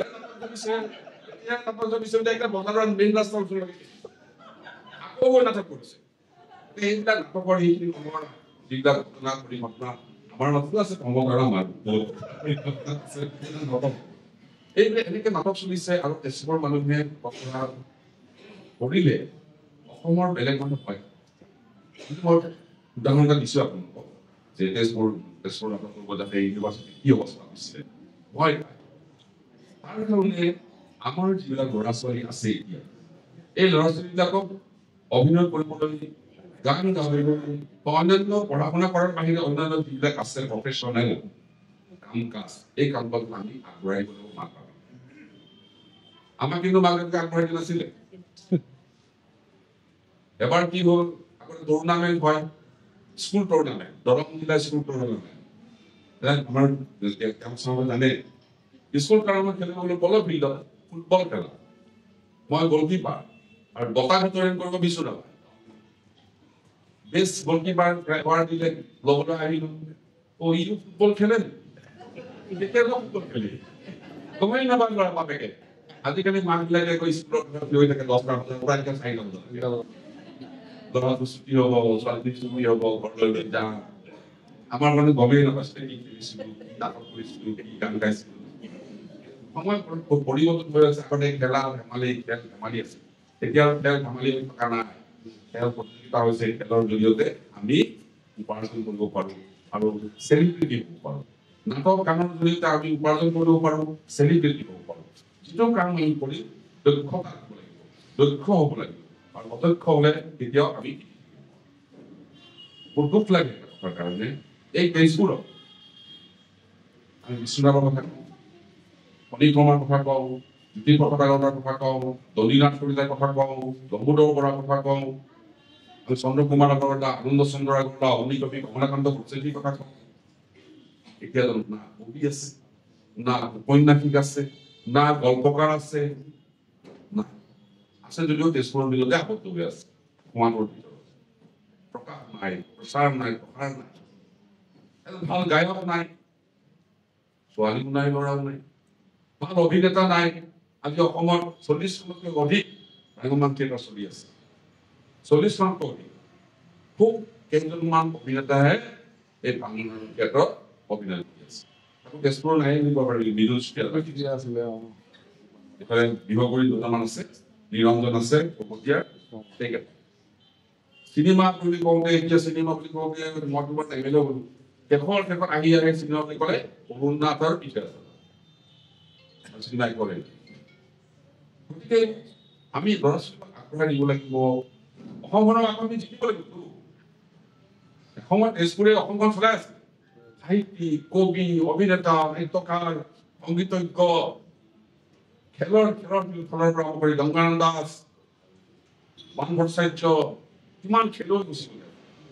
গ'লে আজিৰ পৰা কেইবছৰ আগত আমি যেতিয়া সৰু আছিলো তেতিয়া ৰঞ্জী ট্ৰফি খেলা ভাৰতবৰ্ষৰ এটা শ্ৰেষ্ঠ ক্ৰিকেট খেলা শ্ৰেষ্ঠ টুৰ্ণামেণ্ট তেজপুৰৰ মানুহ নাজানে এইখিনি সময়ত ৰঞ্জী ট্ৰফি 11জন প্লেয়াৰৰ ভিতৰত 7জন প্লেয়াৰে তেজপুৰত আছে এতিয়া এজনো নাজানে ক্ৰিকেট খেলে ক্ৰিকেট কোচিং চেণ্টাৰ হৈছে ক্ৰিকেট প্লেয়াৰ আৰু অনিল মেচ বিহু বৈশ্য আশ্ৰম আলী এই চব ক্ৰিকেট প্লেয়াৰ একেদিনাই একে সময়তে একেলগে ক্ৰিকেটাৰে ৰঞ্জী ট্ৰফি খেলিছিল অসমৰ মই এইখিনি কথা বেছি দীঘলীয়া নকৰোঁ প্ৰমোদৰ কথা ক'লো আমাৰ সমস্যা শেষত মই এটা কথা কওঁ আৰু এজন ভোলা কলিতা এই ভোলা কলিতা জন্ম দিবলৈ আপোনালোকে মানুহ বনাব লাগে আমাক আৰু দৃশ্য ল'ব লাগে পঢ়ি পাব লাগে কথা ক'ব লাগে আমাক তেজপুৰৰ পৰা আমি এনেকৈ তেজপুৰ তেজপুৰ টাউনখনৰ কথা কোৱা নাই একেবাৰে তেজপুৰৰ পূবৰ বা পশ্চিমলৈকে শোণিতপুৰৰ এই গোটেইখিনি মানুহ তেজপুৰ গৈছে মই চন্দ্ৰনাথ শৰ্মাৰ কথা কোৱা কৈছো বিহগুৰি মানুহ স্বৰ্ণকুমাৰ আগৰৱালা বিশ্বনাথৰ মানুহ, আনন্দ চন্দ্ৰ আগৰৱালা বিশ্বনাথৰ মানুহ, কমলাকান্ত ভট্টাচাৰ্য জামুগুৰিৰ মানুহ, এই চব জানিব লাগিব। চন্দ্ৰনাথ শৰ্মা ৩২ বছৰ বয়সত মৃত্যু হৈছে। চন্দ্ৰনাথ শৰ্মাৰ ঘৰ হ'ল বিহগুৰি, আৰু চন্দ্ৰনাথ শৰ্মাই বিহগুৰিৰ পৰা Tezpur government higher secondary school আছিলে, গভৰ্ণমেণ্ট হায়াৰ ছেকেণ্ডেৰী স্কুললৈ খোজকাঢ়ি পঢ়িবলৈ আহিছিলে আৰু খোজকাঢ়ি ঘৰলৈ গৈছিলে। তেওঁ স্বাধীনতা সংগ্ৰামী আছিলে। আৰু চন্দ্ৰনাথ শৰ্মা ছাত্ৰ অৱস্থাতেই তেজপুৰৰ পৰা বম্বেলৈ গৈছিলে কংগ্ৰেছৰ অধিৱেশনত। বম্বেলৈ গৈ মহাত্মা গান্ধীক নিমন্ত্ৰণ কৰি থৈ আহিছিল, আৰু চন্দ্ৰনাথ শৰ্মাৰ নিমন্ত্ৰণত মহাত্মা গান্ধী আহি তেজপুৰ পাইছে। ইমান ইতিহাস, ইমান বুৰঞ্জী। এই তেজপুৰখনে যি কয় অসমে তাকেই মানে। কৰি থকা এইটো বিচাৰিছো যে তেজপুৰে যি কব অসমখনত কালি হব, তেজপুৰে যি কব অসমীয়া সকলো মানে মানি লব। শেষত দেৱলৈ মই আন্তৰিক শ্ৰদ্ধাঞ্জলি জ্ঞাপন কৰিছো। তেওঁ সদায় আমাৰ মাজত অমৰ হৈ থাকক, আৰু তাৰ পৰিয়াল বৰ্গই যিধৰণে এইদৰে অনুষ্ঠান আয়োজন কৰিছে, খুব বিৰল এজন বিখ্যাত মানুহৰ পৰিয়ালে নিজেই মাক দেউতাকৰ শ্ৰদ্ধা কৰি এনেধৰণৰ অনুষ্ঠান পতাটো বিৰল। তেখেতসকললৈ মই আন্তৰিক অভিনন্দন জ্ঞাপন কৰিছো। আৰু মোৰ বন্ধুবৰ প্ৰমোদ দাস এজন সুন্দৰ অভিনেতা, বকী। আমি বহুত সময় সুখৰ দিন কটাইছো, আনন্দ কৰিছো, সুখ কৰিছো, নিশাও কটাইছো। এই ল'ৰাজন আজি শাৰীৰিকভাৱে অসুস্থ হৈছে, তাৰ কাৰণে মই দুখিত। আমি সকলোৱে দুখিত তেজপুৰীয়া। তেখেতৰ আমি অভিনয় চাবলৈ আমি আকৌ আশা কৰিছো, আৰু তেখেতৰ আৰোগ্য কামনা কৰিছো। আৰু সকলো তেজপুৰীয়া ৰাইজলৈ মই আন্তৰিক অভিনন্দন, শ্ৰদ্ধা, মৰম, চেনেহ সেৱা জনাই মোৰ বক্তব্য সামৰণি মাৰিছো।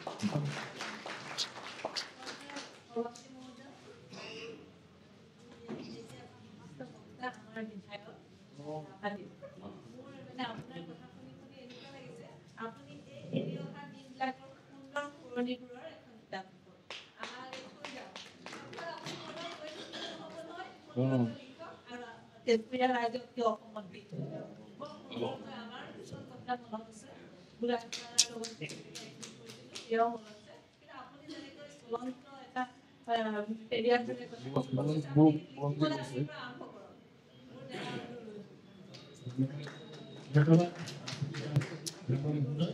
তেখেতে খুব কম সময়ৰ ভিতৰতে বহু কথা সামৰি তেখেতৰ বক্তৃতাত আমাক ক'লে। তেখেতলৈ আমি আজিৰ এই সংবাদখনৰ পৰা জনাইছোঁ। এইবাৰ আমি কনিষ্ঠ পুত্ৰ বিকাশজ্যোতি কলিতা তেখেতৰ এটি আবৃত্তিৰ মাজত তেখেতৰ সংলাপ আওৰাবলৈ এই মঞ্চত আমি বুজি পাইছোঁ।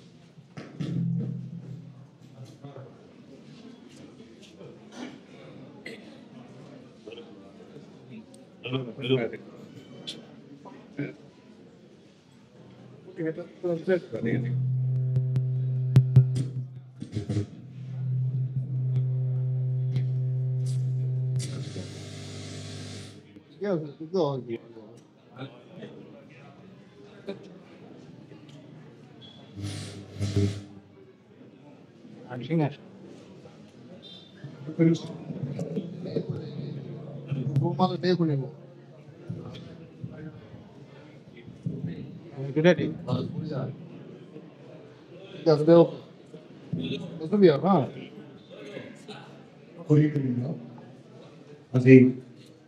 ২৮ ফেব্ৰুৱাৰী পিতৃ ভোলানাথ কলিতাৰ আজি জন্মদিন। আৰু প্ৰথমে মই তেখেতলৈ শ্ৰদ্ধা নিবেদিছোঁ। আৰু বিশেষকৈ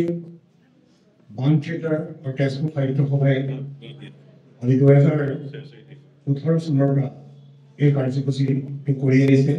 সেইবাবে মই বান থিয়েটাৰ আৰু সাহিত্য সভাক ধন্যবাদ জ্ঞাপন কৰিছোঁ। লগতে আজি যি বঁটা নিৰ্বাচিত কৰিছে সমিতিয়ে, মই তেখেতসকলকো ধন্যবাদ জ্ঞাপন কৰিছোঁ। এতিয়া মই দেউতাই শেষৰ সময় সদায় কৰা এই সংগ্ৰাম বিশেষকৈ শক্তি প্ৰতিখন নাটকৰ কাৰণে চবৰে দুৰ্যোধনৰ আৰু জানুৱাৰীৰ একত্ৰিত সংগ্ৰামৰ ওচৰত লাভ কৰিছোঁ। এই জননী পৰিভাষিত কৰিলে আমাৰ মৃত্যুৰ পৰিণাম আই বুলি কোৱাবোৰ মৃত্যু ভক্তি কৰি কাহিনী নেগচিব জননী আমাৰ ভাগ্য লেখা বিধাতাই বিধান নোৱাৰি মুচিব পেলে বিধি বিধান সেইখিনি জিয়কৰি ধৰিলে আল্টাৰ জ্বলিব নিদিবি যি অগ্নি দহন কৰি মোৰ ভাগৰ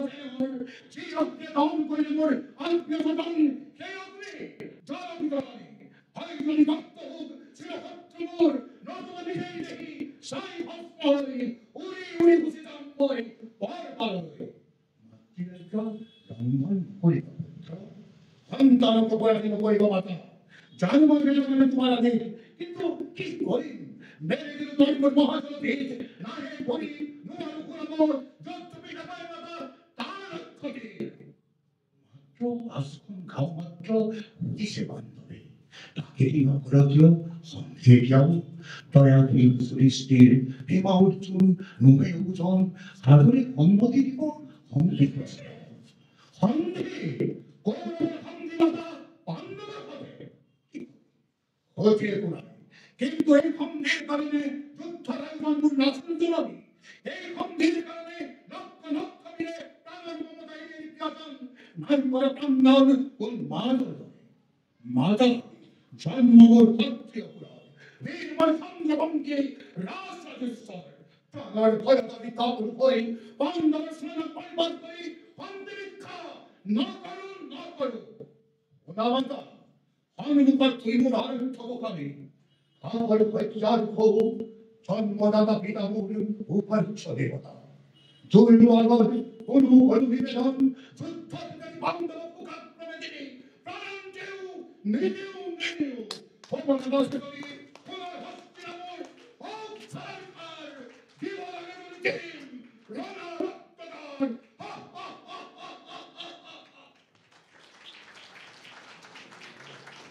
Diuntai tuwira bagaimana untuk meeting baik melalui usaha kami. Hati putra mai, hati putri hori, mukti pranti hori, fortune mai, ganti mai bhalam jai, mritu porisudai. Mai khasira, mai jantya tapna parana, mai sikho bhayamar mini, khoni hiriya deka. ভিজোয়া হুঙ্গসালি কুসার মেথন Kumar মই রাজপন্থী রাধা কমল চরণ কোন গৌর করা মই মানুষ ছটিয়া Lushai Mickey বিনারু মিসিলি খান্তি নন্দন বীর পর্বত পাহাড়ে গলি সক্ষীর হাইম মৈত্রী মই রম্মা সারভাগী মই বড়ুয়া নবমিয়া মৈমন সিংলা প্রমাণে পারি নিত্য বুখারি মণিপুরিয়া ময়নি নাই মূল সমহর মই হিন্দু মই মুসলমান মই নরপান মোর ভগবান মন্দিরে মসজিদে মোর ভগবান হয়ে বনে বনে আলোকে আসমানে গীতা পুরাণে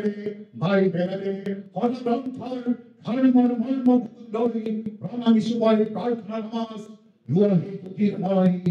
জয় তোমারে জয় তোমারে জয় তোমারে জয় ধন্যবাদ।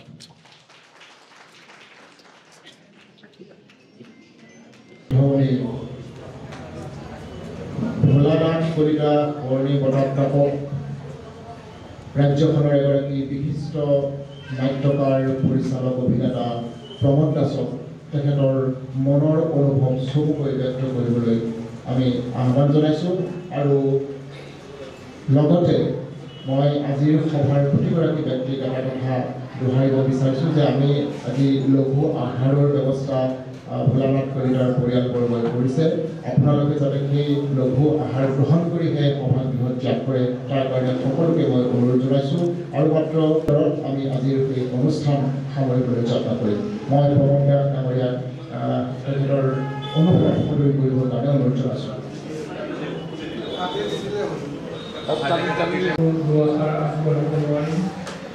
তাৰ বাবে আপোনালোকে অনুমতি প্ৰদান কৰিলে মই বহি দুআষাৰ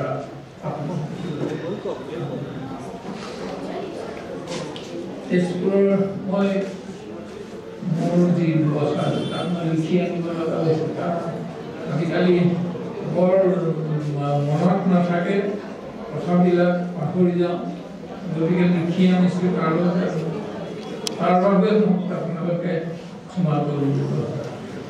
তেজপুৰৰ সুদক্ষ মঞ্চ অভিনেতা ভাওনা শিল্পী নটসূৰ্য শৰ্মা বঁটা প্ৰাপক বাণ থিয়েটাৰৰ প্ৰাক্তন সভাপতি ভোলা কলিতা এই ৯৯ সংখ্যক উপজাতিৰ তেখেতলৈ মোৰ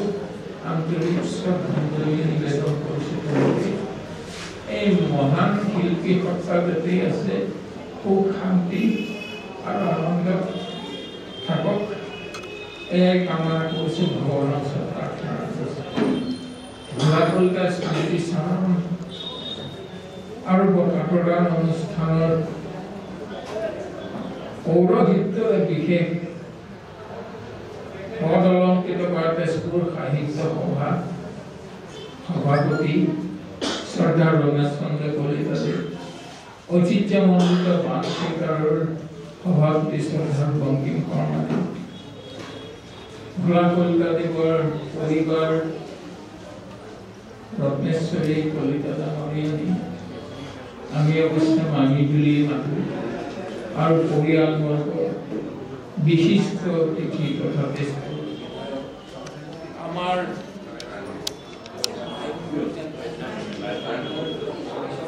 সহশিল্পী পৃথ্বীৰাজ ৰাভা ডাঙৰীয়া সন্মানীয় অতিথি ৰাষ্ট্ৰীয় চলচ্চিত্ৰ বঁটাৰে বিভূষিত জাহানাৰা ডাঙৰীয়ানী আৰু দুয়োগৰাকী জিতুমণি দেৱচৌধুৰী দ্বিজেন নাথৰ লগতে পংকজ বৰা আন্তৰিক শ্ৰদ্ধা আৰু কৃতজ্ঞতা জ্ঞাপন কৰোঁ ভোলা কলিতা পুৰণি স্মাৰক বঁটাৰ বাবে যোগ্য বিবেচনা কৰাৰ বাবে দুয়োটা অনুষ্ঠানৰ লগতে পৰিয়ালবৰ্গলৈ কৃতজ্ঞতা আৰু ধন্যবাদ জ্ঞাপন কৰোঁ মোৰ শ্ৰদ্ধা আৰু সন্মান জনাইছোঁ উপস্থিত প্ৰতিগৰাকী সাংবাদিক বন্ধু মোৰ শ্ৰদ্ধা আৰু মৰম যাচিলোঁ প্ৰতিগৰাকী উপস্থিত বিন্দুলৈ শ্ৰদ্ধা ৰাইজ বাল্যকাল আৰু কৈশোৰ কালৰ দুমোজাত অনুমানিক 11 বছৰ হ'ব বোধহয় সেয়া আছিল 1967 চন এই চাৰ্চফিল্ডতে অসম সাহিত্য সভাৰ উদুলি মুকলি মেলামুখী পৰিৱেশ হৈছিল প্ৰদৰ্শনীৰ লগতে কিতাপৰ বিপণী আৰু বিভিন্ন অনুষ্ঠান যিহেতু ঘৰৰ পৰা বেছি দূৰ নাতিদূৰতে আছিল গতিকে সেই দিনটো ফিল্ডতে থাকোঁ দিনটো সাহিত্য চৰ্চা চলে সন্ধিয়াৰ পৰা নৃত্য গীত নাটক কবিতা আবৃত্তি পৰিৱেশন হয় সভাৰ লগতে যিহেতু আমাৰ খুৰা আৰু দাদাহঁতৰ বিশেষভাৱে জড়িত আছিল গতিকে বিশেষ ঘৰৰ পৰা কোনো বাধা তেনেকৈ নাছিলে আৰু তেতিয়াৰ পৰা সেই বিষয়ত প্ৰবল ধাউতি থাকিছিল সেয়া জীৱনৰ এক বুজা নুবুজাৰ অনন্য অভিজ্ঞতা মুঠতে একোখন সভা বা অনুষ্ঠানে একোটা জীৱনত বিভিন্ন বিষয় উদ্বেলিত কৰে য'ৰ পৰা উন্মোচিত হয় সুপ্ত প্ৰতিভা অসমৰ স্বতন্ত্ৰ ইতিহাস বৰ্ণিত ভক্তি মাৰ্গৰ সমন্বয় প্ৰেম সম্প্ৰীতি আৰু মানৱতা বোধেৰে সমাজ সংস্কাৰ প্ৰতিজন অসমীয়াক যুগ সাংস্কৃতিকভাৱে উপলব্ধ কৰি আহিছে শংকৰদেৱ মাধৱদেৱ ৰাজান ফকীৰৰ এই মহান চেতনাবোধে সেই চেতনাই প্ৰতিজন অসমীয়াৰ শিৰাই শিৰাই প্ৰবাহিত হৈ আহিছে আৰু তাৰ পৰা আশীৰ্বাদ কৰা নাই আৰু নকৰিব ভৱিষ্যতে এয়া অটুট থাকিব। সৰুৰ পৰা স্কুল, হাইস্কুল আৰু বিহু সন্মিলন ইত্যাদি কৰি নানান এই উৎসৱৰ প্ৰতিযোগিতামূলক প্ৰতিটো কাৰ্যক্ৰমণিকাতেই আমাক এক বিশেষ সাঁচত গঢ় দিছিল। এনেবোৰ প্ৰতিযোগিতাৰ প্ৰয়োজনীয়তা এতিয়া বাৰুকৈ উপলব্ধি কৰোঁ। যি সাঁচত গঢ়িছিল সেই পৰিপুষ্টতাই বাণ থিয়েটাৰ আমাৰ পদাৰ্পণ ঘটাইছিল। ঐতিহ্যমণ্ডিত বাণ থিয়েটাৰ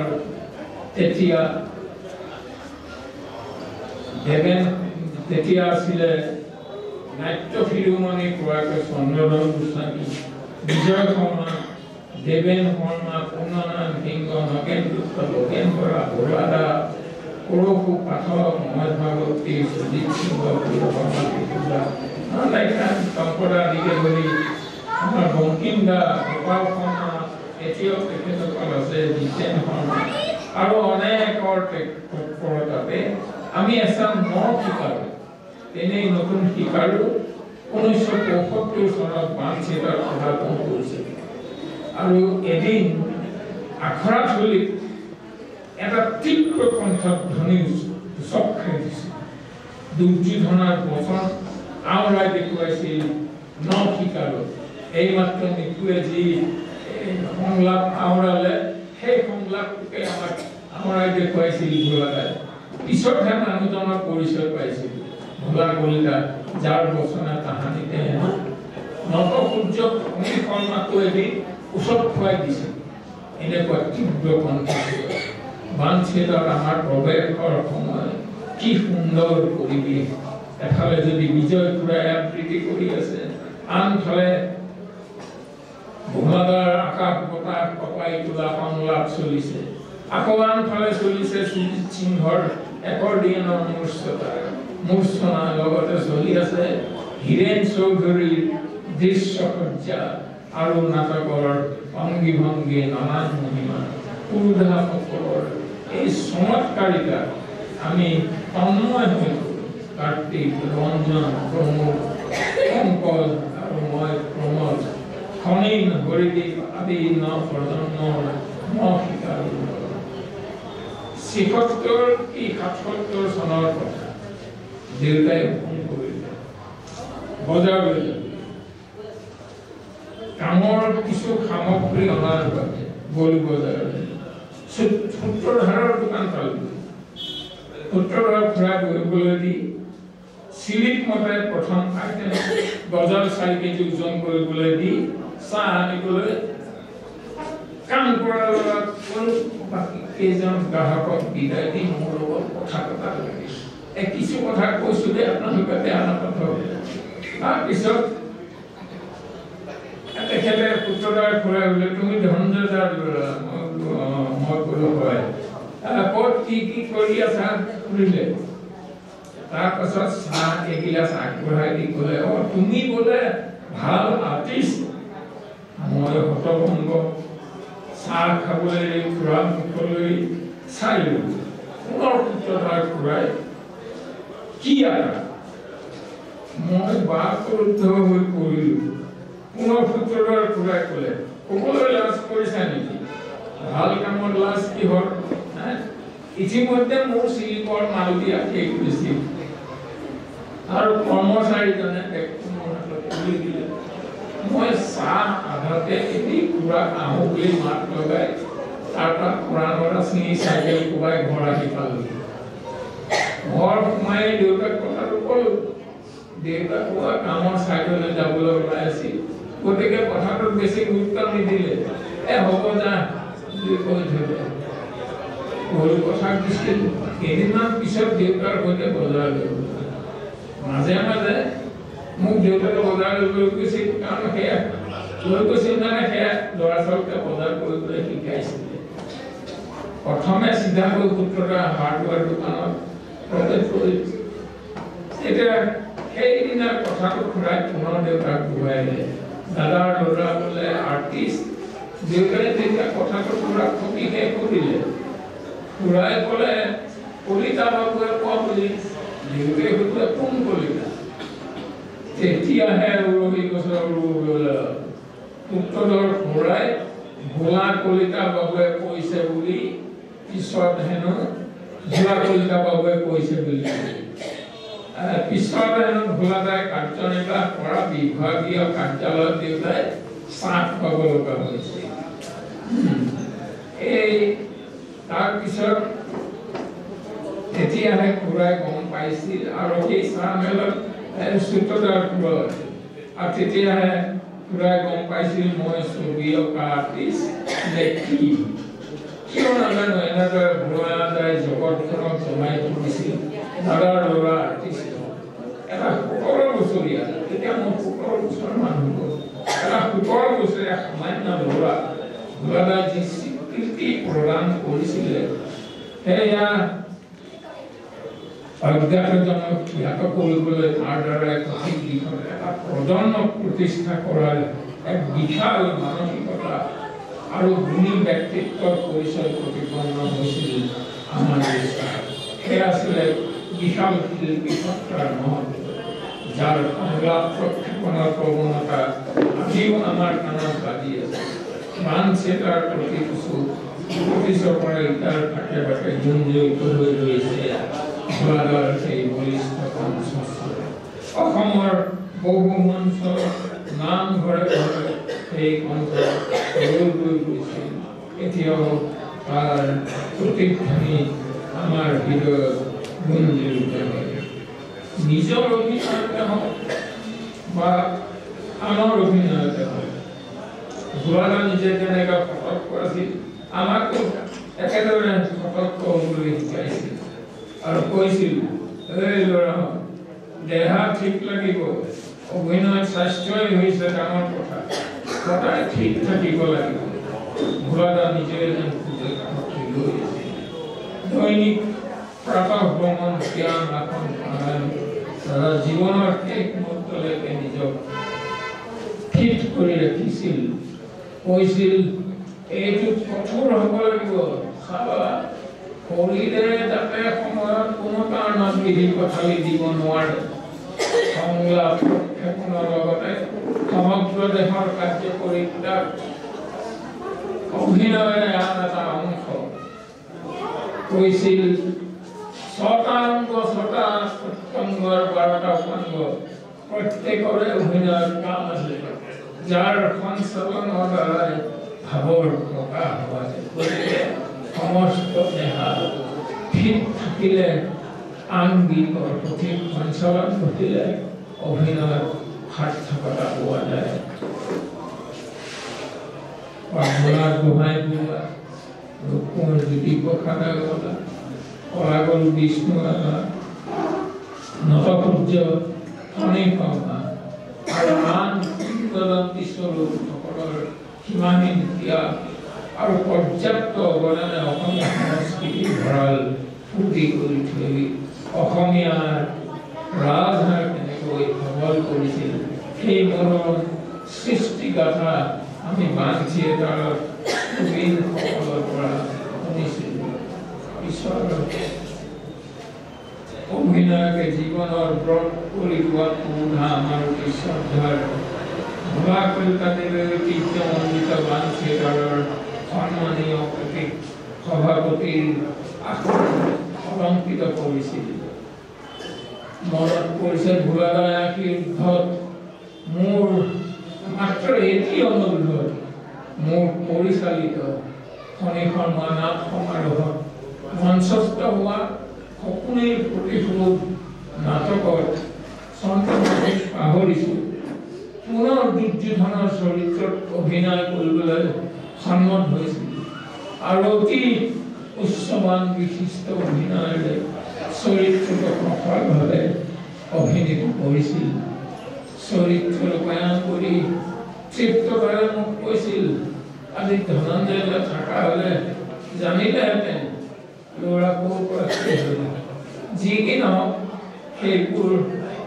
ভোলাদাই মনৰ আনন্দতে কৈছিল যি কি ভোলাদাই পিছত কৈছিল তোমাৰ পৰিচালনাত অভিনয় কৰিবলৈ বৰ মন আছিল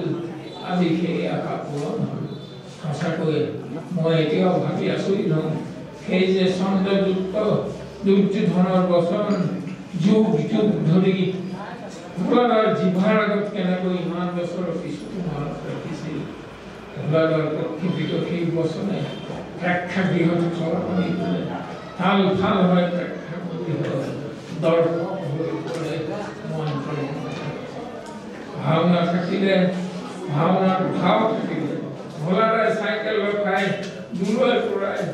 তীব্ৰ কণ্ঠৰে কৈ যায় হয় প্ৰমোদ মোক বিনা ভাৱ আছে একেবাৰে বৰনাম ঘৰত তুমি আৰু দিলীপ আৰু কোন কোন আহে আহিবা আমি আৰু কৈ থকা কি কি খাবা ভালকৈ ৰান্ধি থবা ইমানেই আছিল আত্মীয়তা মামী মানে ভোলাদাৰ বৰ কথা কৈছিল ভোলাদাৰ সম্বন্ধ সূত্ৰে দিলীপ মানে আমাৰ লগৰ দিলীপৰ মোমায়েক হোৱাত আমি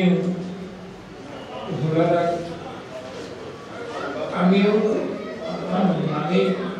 মামী বুলিয়ে মাতো কিন্তু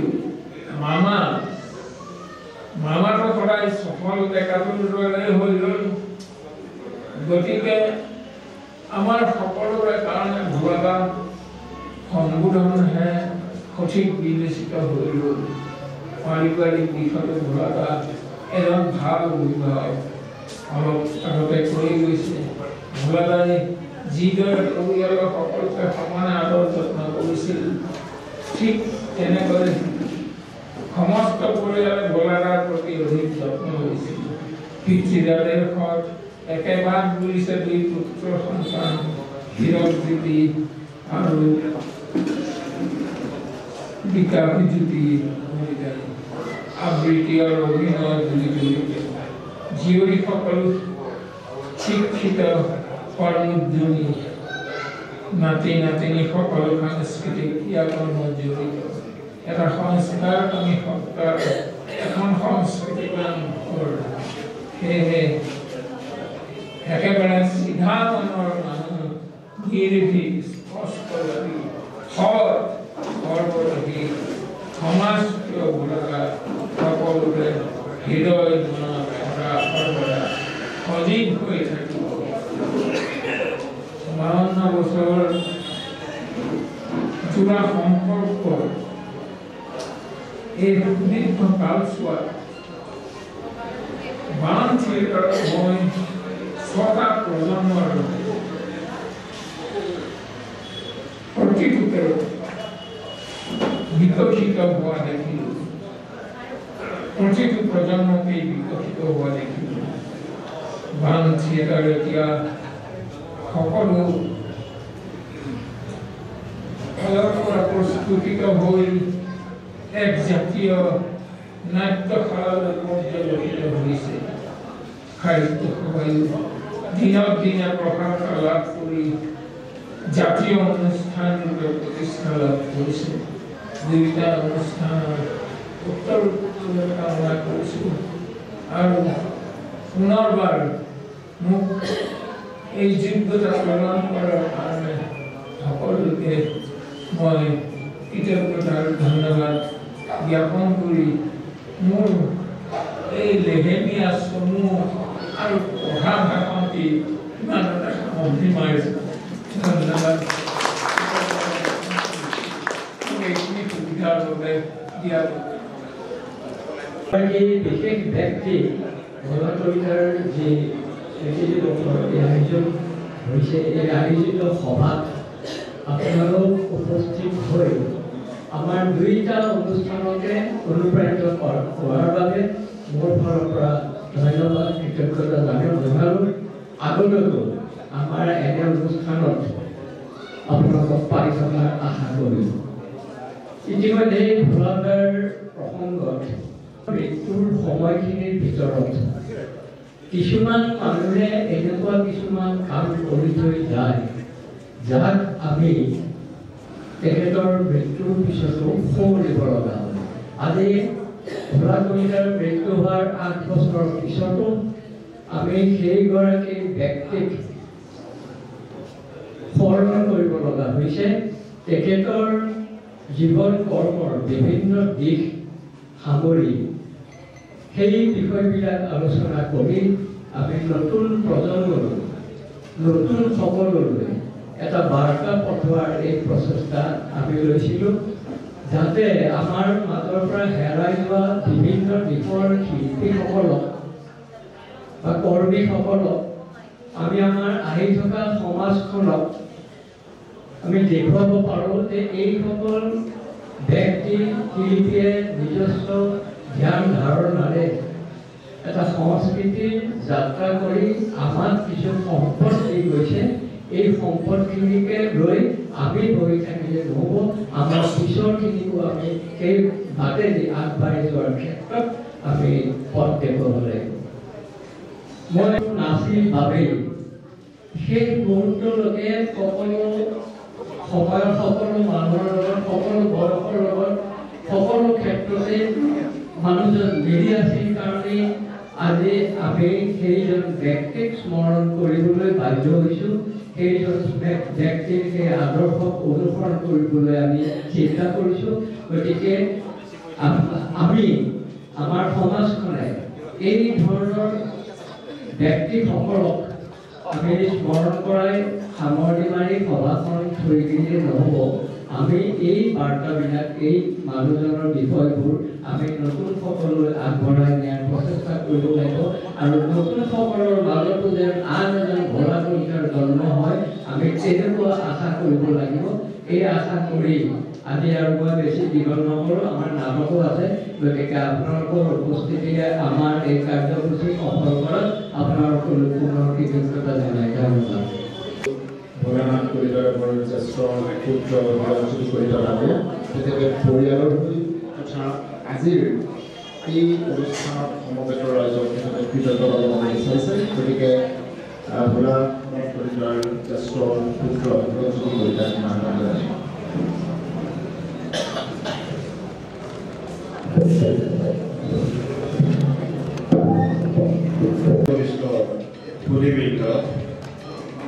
আমাৰ আজিৰ সভাৰ মধ্যমণি ভোলা কলিতা বঁটা প্ৰাপক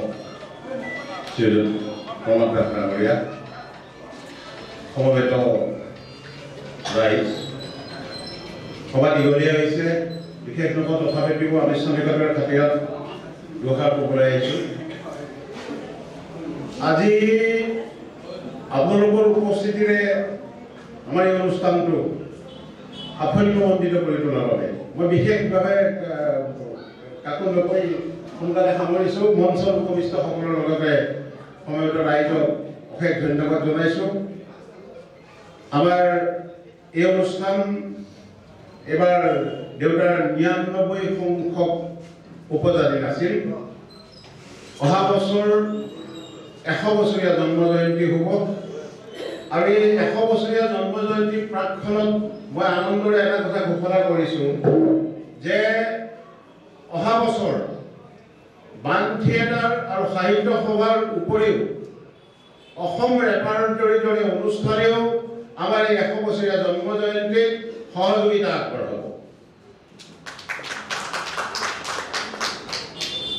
দেউতাই ২ বছৰৰো অধিক বয়সত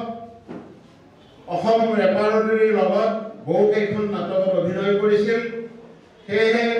অসম ৰেপাৰ্টৰীৰ ফালৰ পৰা আমাক জনাইছে যে তেখেতৰ ১০০ বছৰীয়া জন্ম জয়ন্তীত অসম ৰেপাৰ্টৰীৰ ফালৰ পৰা এখন পূৰ্ণাংগ নাটক মঞ্চস্থ কৰিবলৈ তেওঁলোকে প্ৰচেষ্টা ল'ব অসম ৰেপাৰ্টৰীৰ এই প্ৰয়াসত আমি অতিশয় অভিভূত হৈছোঁ আনন্দিত হৈছোঁ আৰু তেওঁলোকলৈ অশেষ ধন্যবাদ জ্ঞাপন কৰিছোঁ নাটক আৰম্ভ হ'ব সকলো সভাপতি মহোদয় আজি ৯৯ সংখ্যক প্ৰয়াত ভোলা কলিতাদেৱৰ স্মৰণ কৰি তেখেতে যিহেতুকে ৰাৱণৰ ভাও লৈছিলে মই ৰাৱণৰ সৰু বচন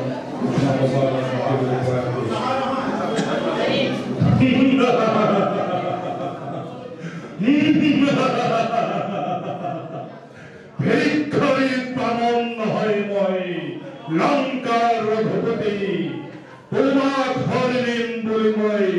আহিছো প্ৰতিজ্ঞা কৰি মোৰ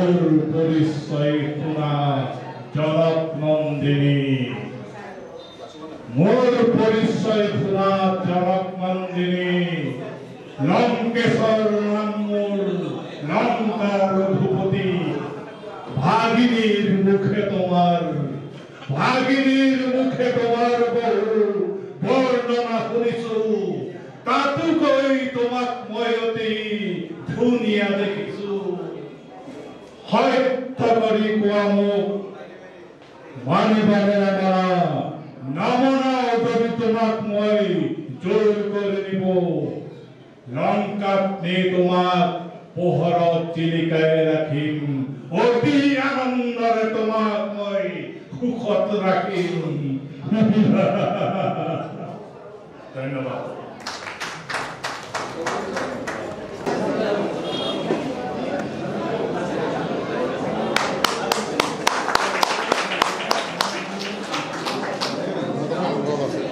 আৰু আজিৰ সভা ভংগ হ'বলৈ